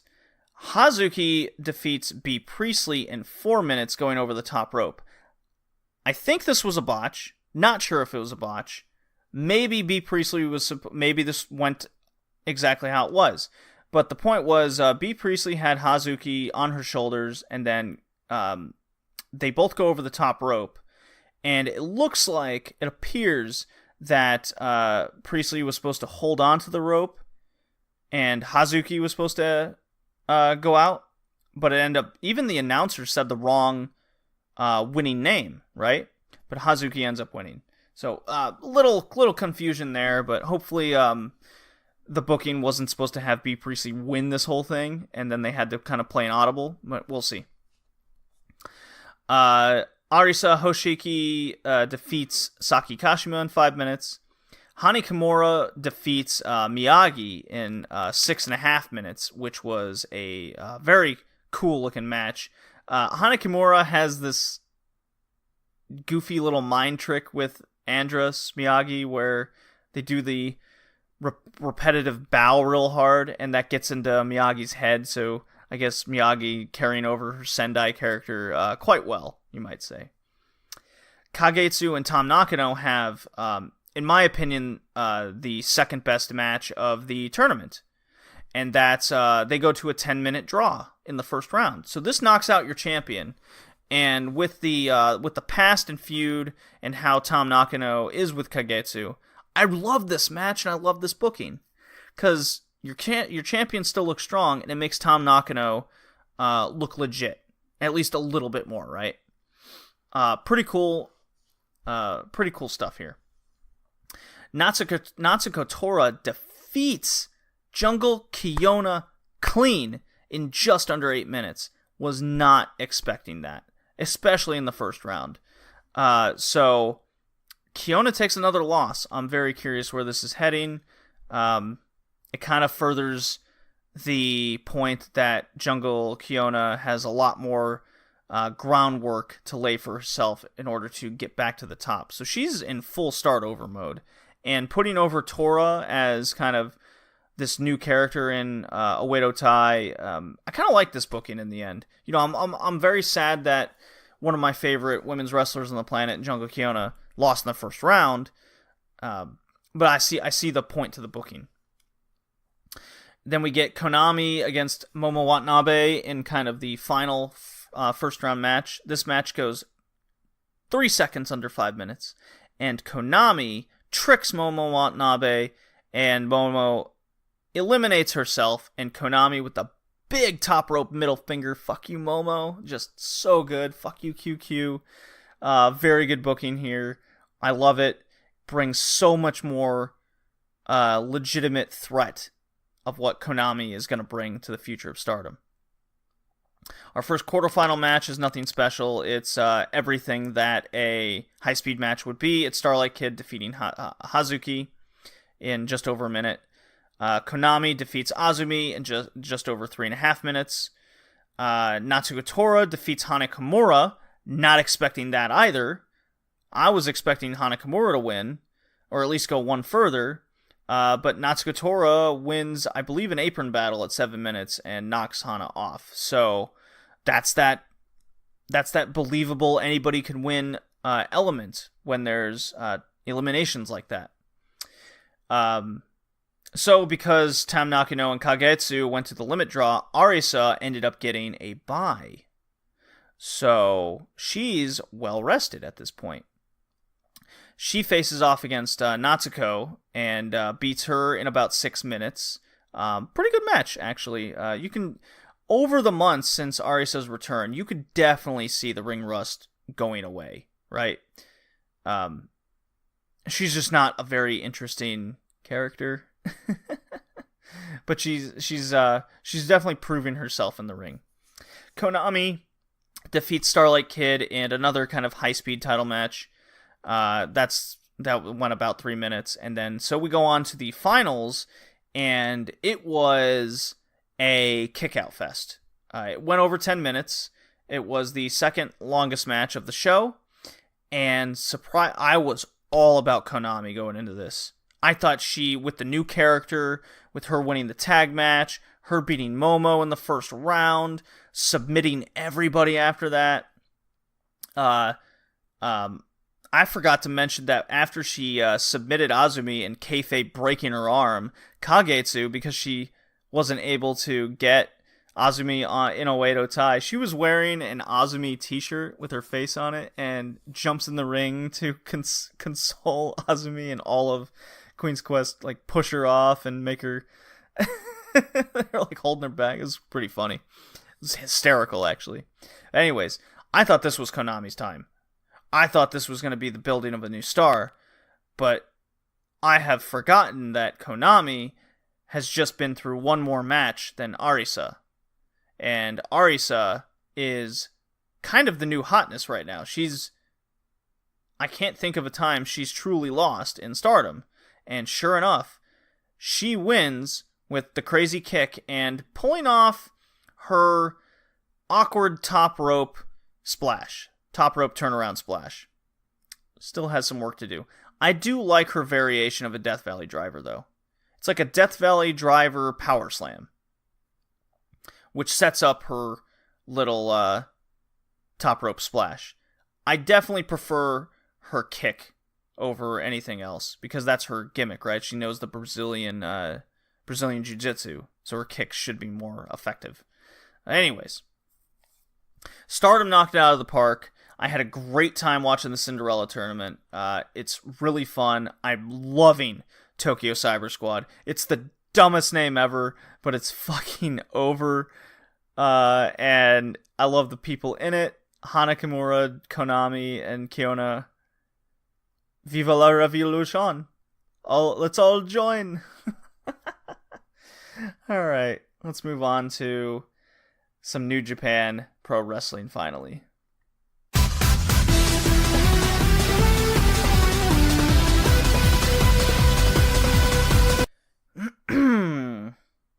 New Japan Pro Wrestling.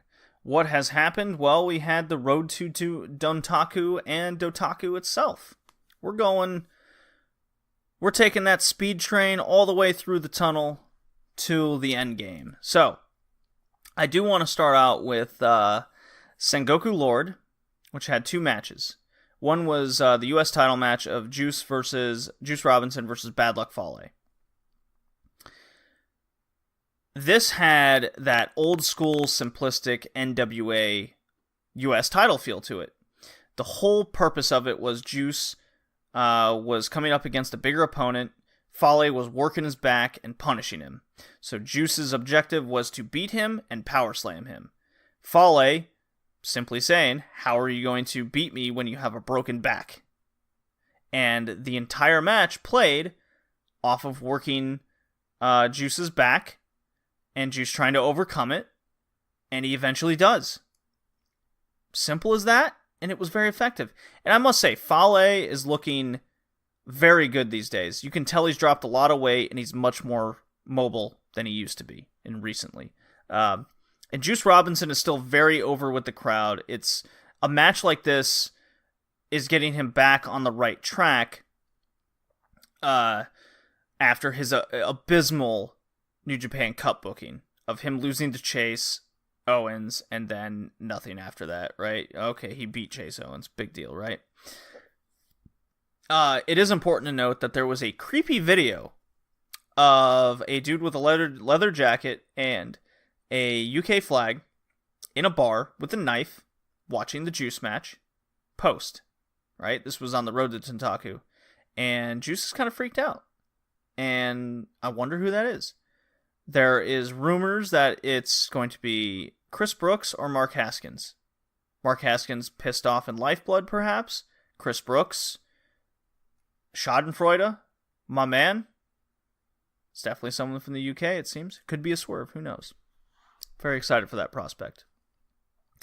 Then at Sengoku Lord, the second match was Zack Sabre Jr. versus Kota Ibushi for the Intercontinental title.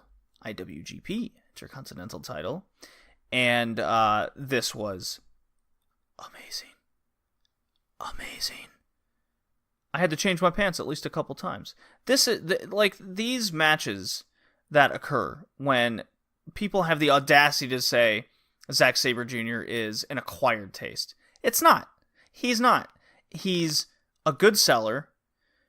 Ibushi is one of the best wrestlers on the planet. He's so natural at it, knows timing, and when you can't have everyone as a high flyer, right? And when you see a Zack Sabre Jr. match, you never know how he's going to win, who he's going to beat, or who's going to beat him because of the style and his look. And this was no different. Ibushi does win the title after a fantastic match, at least 4.5 stars. One of the best of the year. If not for the Omega Tanahashi match, this could be the best of the year. It is that damn good, guys. Go out of your way to seek this one out. I just love the transition work between Zack Sabre Jr. and Ibushi, especially being able to convert to a ground game and mix that in with his high flying ability as well. And the kicks are just devastating as ever. So don't take this match lightly. It is one of the best of the year, no doubt. So let's get on to the road to Dontaku. Now this is going to go a little bit quicker because I think we've all heard this before or seen matches like this before, and it's a lot of build. So here are my recommended matches from Road to Dontaku. So get your pen and paper ready in case you want to go out of your way. Day 6 was Bullet Club versus Dragon Lee and Goto. I basically just want to see Ishimori and Dragon Lee just duke it out, right, beforehand. And then Jay White and Goto duke it out beforehand. And that's exactly what it was. That's exactly what you get. It is well worth it to see how the match is going to be built up. You see that the previews and how the guys are going to work together. Kind of the point of these Road 2 shows. Day 8, recommended match is LIJ of Sonata and Shingo versus Chaos, Okada, and Sho. And this is getting you primed for the Sonata-Okada rematch. That's going to take place on day 2 of Dontaku. And then what's happened is Sho and Shingo have such chemistry together. You just want to see them beat the hell out of each other constantly. And Shingo is such a good worker. He brings guys up to a level that other guys can't, right? Shingo is fucking good, and Sho is right there with them. I was so shocked seeing this. Day 9 is the junior tag title match of LIJ, Shingo and Bushi, trying to get back their junior tag titles against Roppongi 3K. It's exactly what you'd expect it to be. Very fast. More work with Shingo and Sho. So that's a good thing right there. And Bushi just trying to not get pinned until he does. So where does Shingo go from here? I think this was just kind of closing the chapter on the junior titles, setting up, I think, for Shingo to win the best of the Super Juniors and solidify himself as a top junior title guy. Hino Kuni show right at the tail end of the Road to Dontaku. We saw Jay White versus Hiroki Goto, and essentially this is, to me, functioning as a number 1 contendership match. Because Jay White just lost the title. Goto needs something to prove. He's always, he's been there a long time. He's never won. I think he's like 0-9 in IWGP title matches. Something absurd, right? So Jay White's really playing off that, and the fact he's continuing with the whole I can reverse every move ever situation, right? And nothing changed here. Goto put his work boots on. This match was very well worked. It flows excellent. Whether it's limb work, back work, neck work, it's all there. And Jay White prevails. We're going to have to live in his era again sooner or later, I think. Dontaku Day 1. Not as good as Day 2, but here's what happened. A very good tag match between Chaos and LIJ, and it's specifically the Okada Ishii getting you ready for Sonata and Evil, right? What's interesting here is the story that was told was Evil puts Ishii in the Scorpion Deathlock, because Ishii's mentor, Rikichosu, was the inventor of it, right? And what happens is Sonata puts Okada in the Skull End, leaving Okada unable to break up the submission, right? So Okada's out, and Ishii just will not give up to his submitting to his own mentor's move. The ref calls the match, right? Ishii loses. It's like, holy shit. Did I really just see that? It was very surprising, and I love the simplistic evil is trying to get into his head mentality, right? Good story there. Open weight title match is Jeff Cobb versus Taichi. I went into in my mind, seeing just how good Jeff Cobb is in perspective if he can get a good match out of Taichi. And the match starts with Taichi being Taichi. He's messing around. He wants Miho to fix his hair. Crowd kind of laughs. And then he gets out of the ring, and here I am thinking, oh no, it's another Taichi match. We joke. Everyone jokes he's a cult guy now because everyone calls him, a wrestling god. Lord Taichi must be obeyed kind of situation. But honestly, he's a meanderer in the ring. He has his spurts and good moments. He even has good matches every now and again. But God, gets pretty irritating seeing the same thing over and over again. Well, Jeff Cobb loses to Taichi, so we're right back where we're at, calling it the Never title. It was a good match. It was fine. But why does Taichi need to win?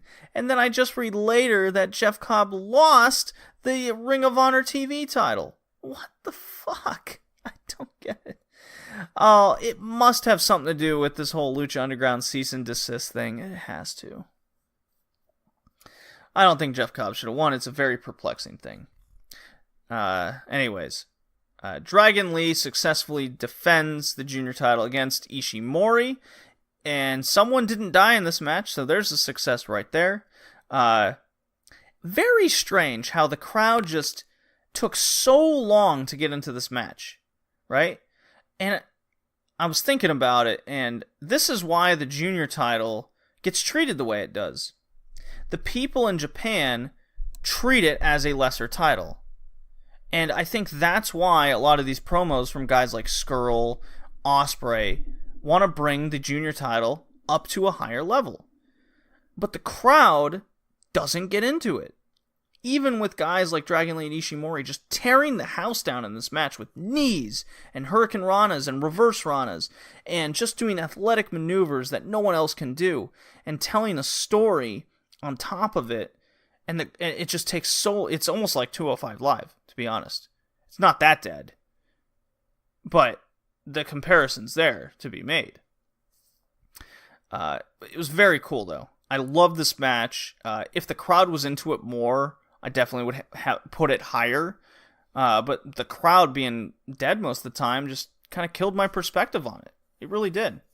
Nevertheless, I don't think I've ever seen a bad Taiji Ishimori match, no matter how short or no matter how dead the crowd is. I could watch Dragon Lee and Ishimori go at it every day, and I believe they're in the same block for the Best of Super Juniors, so I'm probably going to see it again. It's great. Dontaku Day 2, Bullet Club versus the team of Ospreay and Dragon Lee, and Bullet Club is represented by Ishimori and X.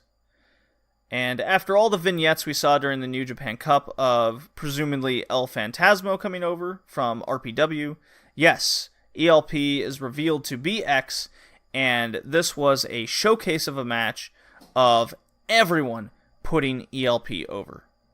And the crowd immediately loves El Phantasmo. He does his crazy multiple long top rope ring walk, kicks Dragon Lee off, does the backflip. Awesome, right? This is how you make a debut. This is how you book it. You have El Phantasmo in a high-profile match against high-profile guys within the company, and he pins Ospreay, solidifying as a high-profile guy himself. You don't have him in squash matches for 2-3 weeks. You don't have him in weird video segments doing nothing for weeks on end. You don't have him yelling at the crowd. No, you put him immediately in a big high-profile match, and he wins over a big-deal guy. That's how you make a new star. ELP was immediately made a star, and it made me so happy. So the Canadian El Phantasmo getting over in Japan, new member of Bullet Club, pretty awesome. Is it as awesome as the next two matches? Well, here's why. Here's why it might not be.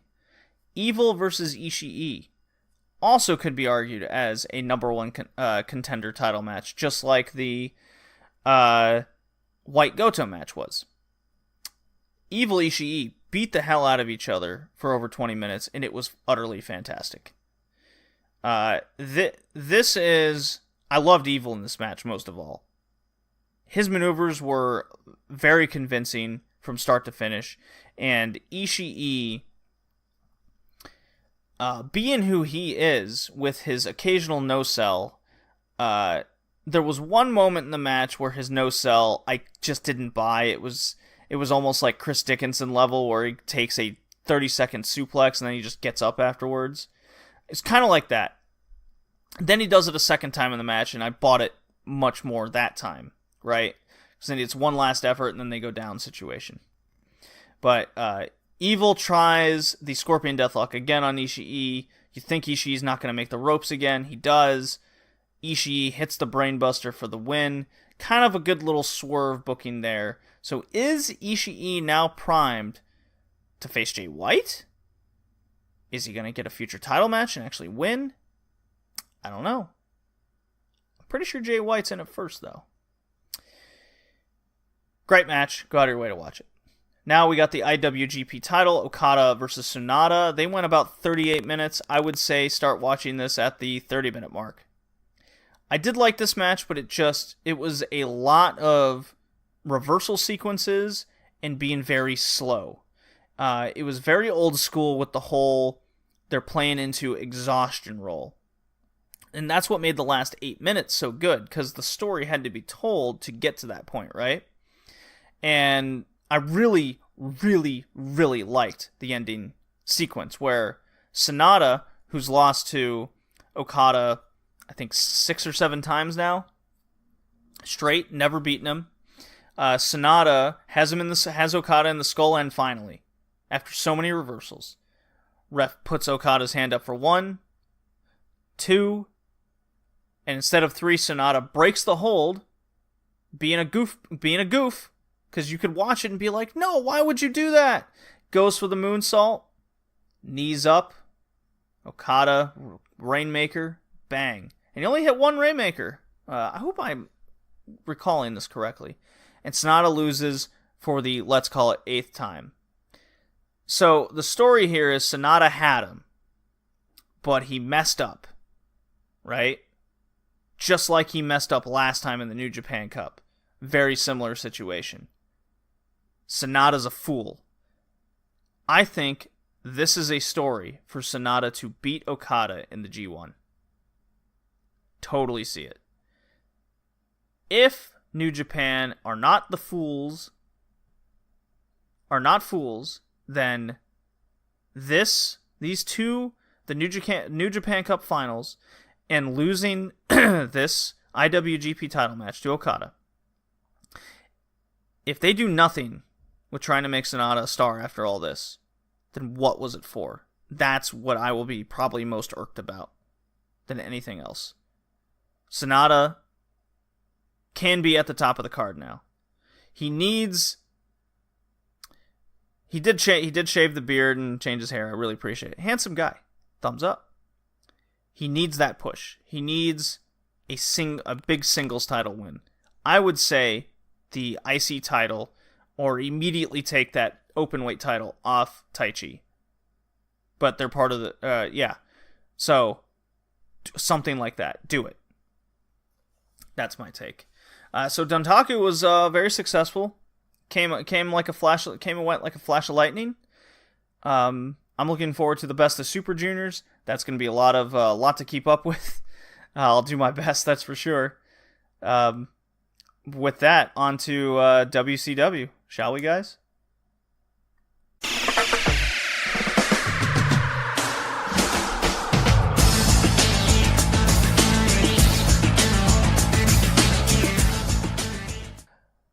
WCW. What we have been doing is Thunder. Starting in 1998, moving on. Each and every podcast episode, we cover an episode of Thunder. Well, it's pay-per-view time. which means we're covering WCW The Great American Bash in 1998. And I do apologize, because I'm pretty sure in the last episode I kept saying Bash at the Beach was the next pay-per-view. That's actually the July one. I mixed the two up, because they kept referring to two as the Bash, and they both have Bash in it. But this is, in fact, the Great American Bash. And the Great American Bash had some fantastic build to it all. Got a little fuzzy there with the whole Miss Elizabeth turning on Savage and joining NWO Hollywood. But besides that, there was a lot of good that heading into this pay-per-view. We have the Best of 7 series continuing. Start of the show, Booker T versus Chris Benoit because their previous 7th match on Thunder was thrown out due to Bret Hart interference. And so Booker T and Benoit really take it to each other in a fantastic 16-minute match. Highly recommended. Booker T really getting his leg work from Benoit. Benoit controlling a lot of the match. Booker T playing the valiant babyface and makes that comeback on Benoit to win the 7th and final match to get his TV title shot later at the Great American Bash against Finlay. Easily the best match on the show right here in the very first match. So that should set something out. Next match was Kanyon versus Saturn. And this is the kind of culmination match of Kanyon removing the Mortis mask, beating up Raven, jumping Raven over months on Nitro and Thunder, and dressing up as other people.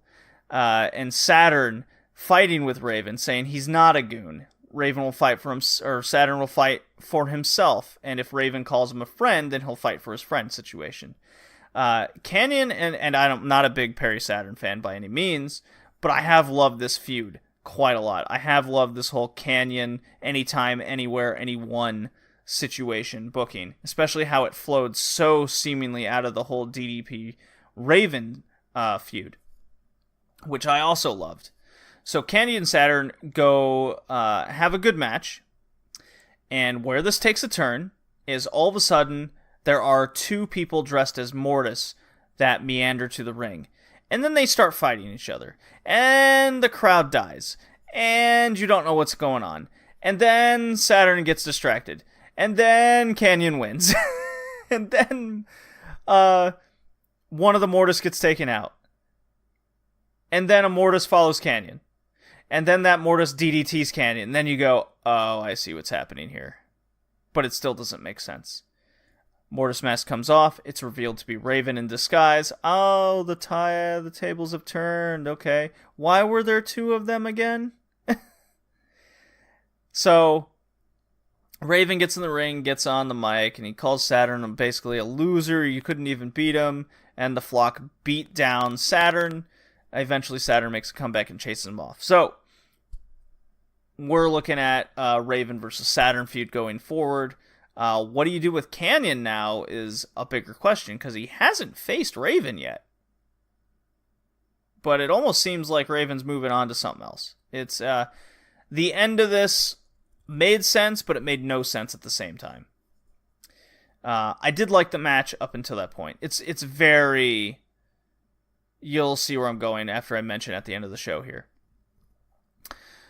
Jericho versus Dean Malenko for the vacated Cruiserweight title, because on Thunder, J.J. Dillon deemed it, Malenko gave it up. He said he could beat Jericho anytime, anywhere. J.J. Dillon would not just give the title to Jericho. He'd have to earn it at the Great American Bash by beating Malenko.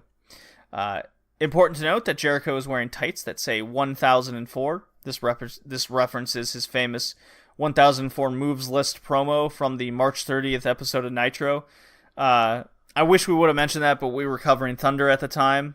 And I'm not sure why Thunder didn't reference the promo when that happened, because it wasn't too long ago. I'm very disappointed in myself that just totally forgot to mention it on this podcast, that we had passed over it. Jericho and Malenko fight quite a lot. And it was a good match, as the two would have. and playing off the story of Jericho kind of in Malenko's head kind of deal. And Jericho makes fun of Malenko's father. I think he says something about you're a loser like your dead father, and this causes Dean Malenko to just lose his mind, and he gets DQ'd, and then they chase each other off into out of the arena, and the commentary was very properly confused. It was proper, because they go, well, Dean Malenko got DQ'd, there was no champion, the whole point of this match was to crown the champion, so Jericho wins, right? He wins the match, wins the title. But we never got a straight answer out of it. It was just commentary kind of assuming that, and rightfully so. Chavo Guerrero versus Eddie Guerrero. This match goes almost 15 minutes, and this was really fun. This was the culmination of Chavo overcoming his Uncle Eddie, getting his own crazy little persona out of the way. I loved it. Not much else to say, though, other than that. Poor Eddie Guerrero. Crazy Chavo, I can get behind. We have our TV title match of Booker T facing Fit Finlay. And match goes about 13 minutes. And after all this and all that, we do get the babyface win. Booker T overcomes not only the best of 7 series with some shenanigans involved, but he also overcomes doing 2 matches in the same night and beating a very game Fit Finlay, who's been built up over the months as being a hard TV champion. But hey, Booker T is TV champion again. After it was all said and done, him and Stevie Ray celebrate up the ramp. And this is followed by Conan being accompanied by Kurt Hennig and Rick Rude. And if you thought this match was going to go over 2 minutes, you are a fool. I would call you a fool and also say you have never seen a Goldberg match before. So despite Conan being Mr. Mexico, Mr. Luchador, Mr. K-Dog, Goldberg comes out and oh my god. The crowd is incredible. Goldberg's going into this match 99-0. The crowd are just chanting Goldberg. Ridiculous. You can hardly hear the commentary. It's that loud. Conan's out being Mr. Cholo. You know, he's just like, I'm going to take him out. I say, Goldberg's got nothing. I'm taking that U.S. title, yo. Hennig and Rick Rude just being nonchalant kind of behind him. Conan's all fired up. They do a couple lockups. Goldberg runs at Conan, who's in the corner. Conan sticks his foot up. Goldberg takes the foot in the face. And then when Goldberg does this whole turn head snap to Conan and screams at him, the crowd kind of gets on their feet. Conan runs at him. Spear. He does the whole jump up, arms out, screams again, and the crowd just explodes. Like, you just don't get that reaction these days. Not from a Western audience. The reaction from Goldberg when he hit that spear was monumental. I popped a little bit. I was like, holy shit. Because I was with the crowd. This is why when you're watching something, the crowd reacts, how important that is, right? Because if the crowd's not into it, why should the people at home be into it? Because they're by themselves or with a couple people, right? Well, Goldberg hits Conan with the jackhammer, just stares a hole at Hennig and Rude, pins him, and he walks out the same way he walked in, with the crowd just chanting his name, 100-0. Just nonsensical awesome, right? For a sub 2 minute match. Post-match, Hennig and Rick Rude are kind of consolidating their fallen brethren, and then they just beat his ass. They just beat him down. Poor K-Dog. And Hennig rips off his black and red Wolfpack shirt to reveal he never joined him in the first place. He was actually NWO Hollywood. Nash hits the ring to chase him off. I believe Luger was with him. So we get some more story there. Hopefully we get a Conan Hennig match in the future. I don't quite remember that happening at, say, the Bash at the Beach or anything, but I'm trying to remember. Not sure. But anyways, The big tag team match that was kind of being barred as a main event situation is NWO Hollywood, Bret Hart and Hulk Hogan, with the Disciple in the corner, because of course he is, against Randy Savage and Roddy Piper, whom aren't on the best of terms. So much so that once this match is over, they're facing each other one-on-one. I kind of wish more situations like this would develop in wrestling today.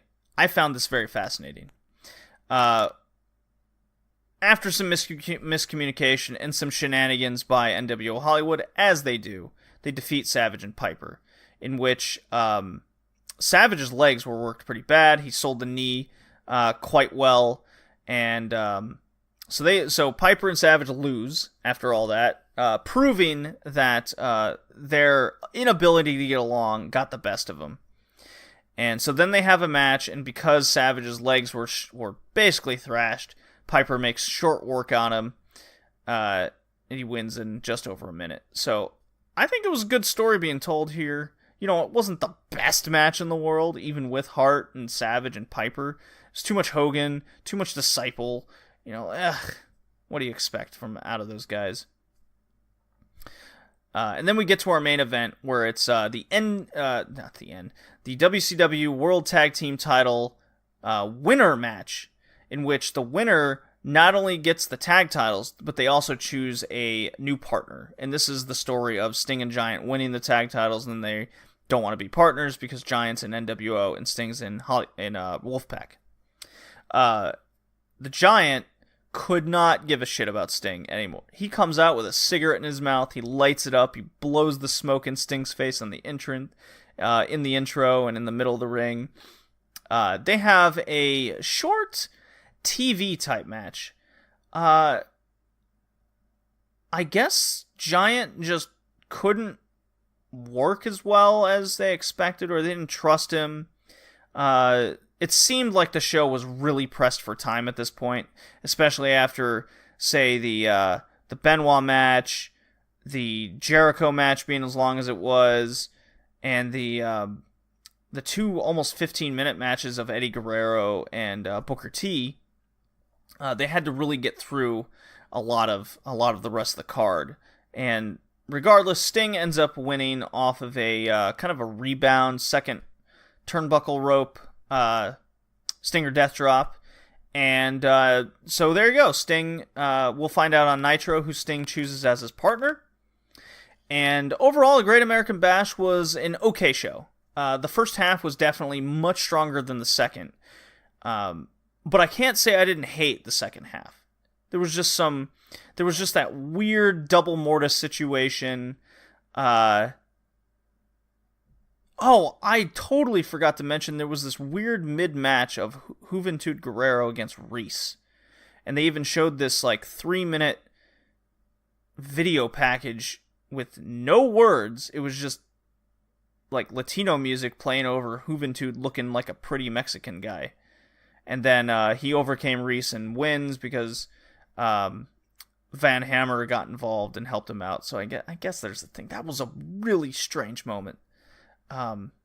No idea why that was even on the show. I think that was what killed the show the most. Was that moment and the double mortis moment. Questionable booking by having a DQ for a title match. The main events were short and kind of underwhelming, despite the star power that was involved. Maybe they probably, I don't know. Maybe Goldberg and Hennig could have been or Conan could have been in the main event and just have everyone go home with a happy ending. But that's what Sting was.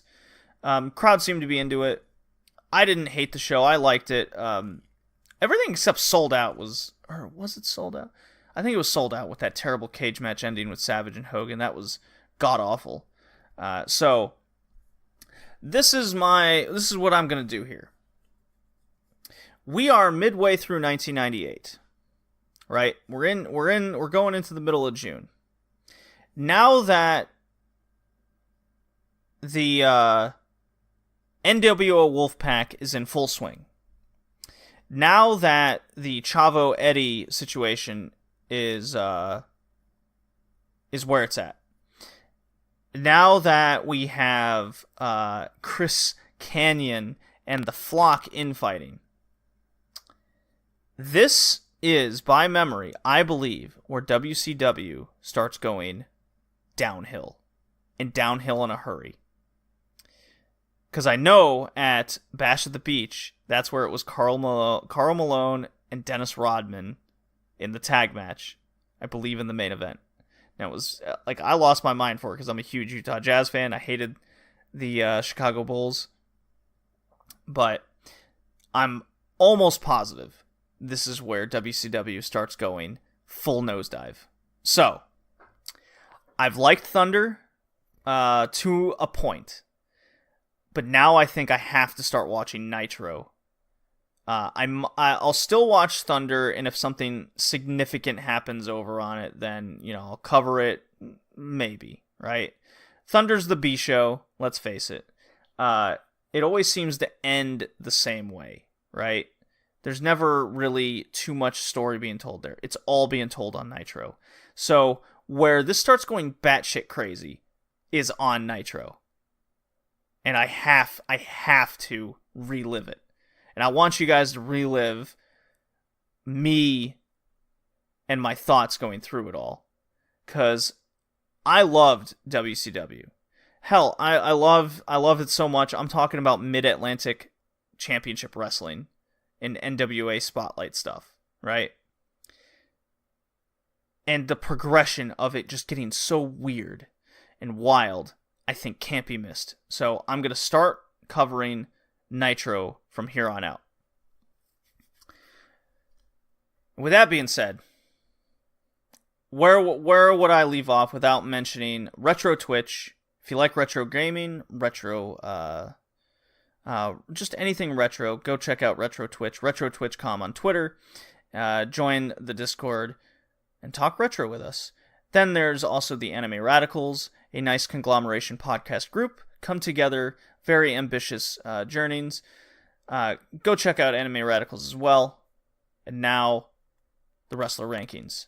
And as I do, I'm actually going to put the updated rankings on Twitter, full rankings, after this episode airs. So, women, 10-1. Saki Kashima, Natsu Sumire, the funny match. 8, Hikaru Shida. 7, Tom Nakano, the good, the really good showing of the draw. 6, Jordan Grace. 5, Sari. 4, Arisa Hoshiki.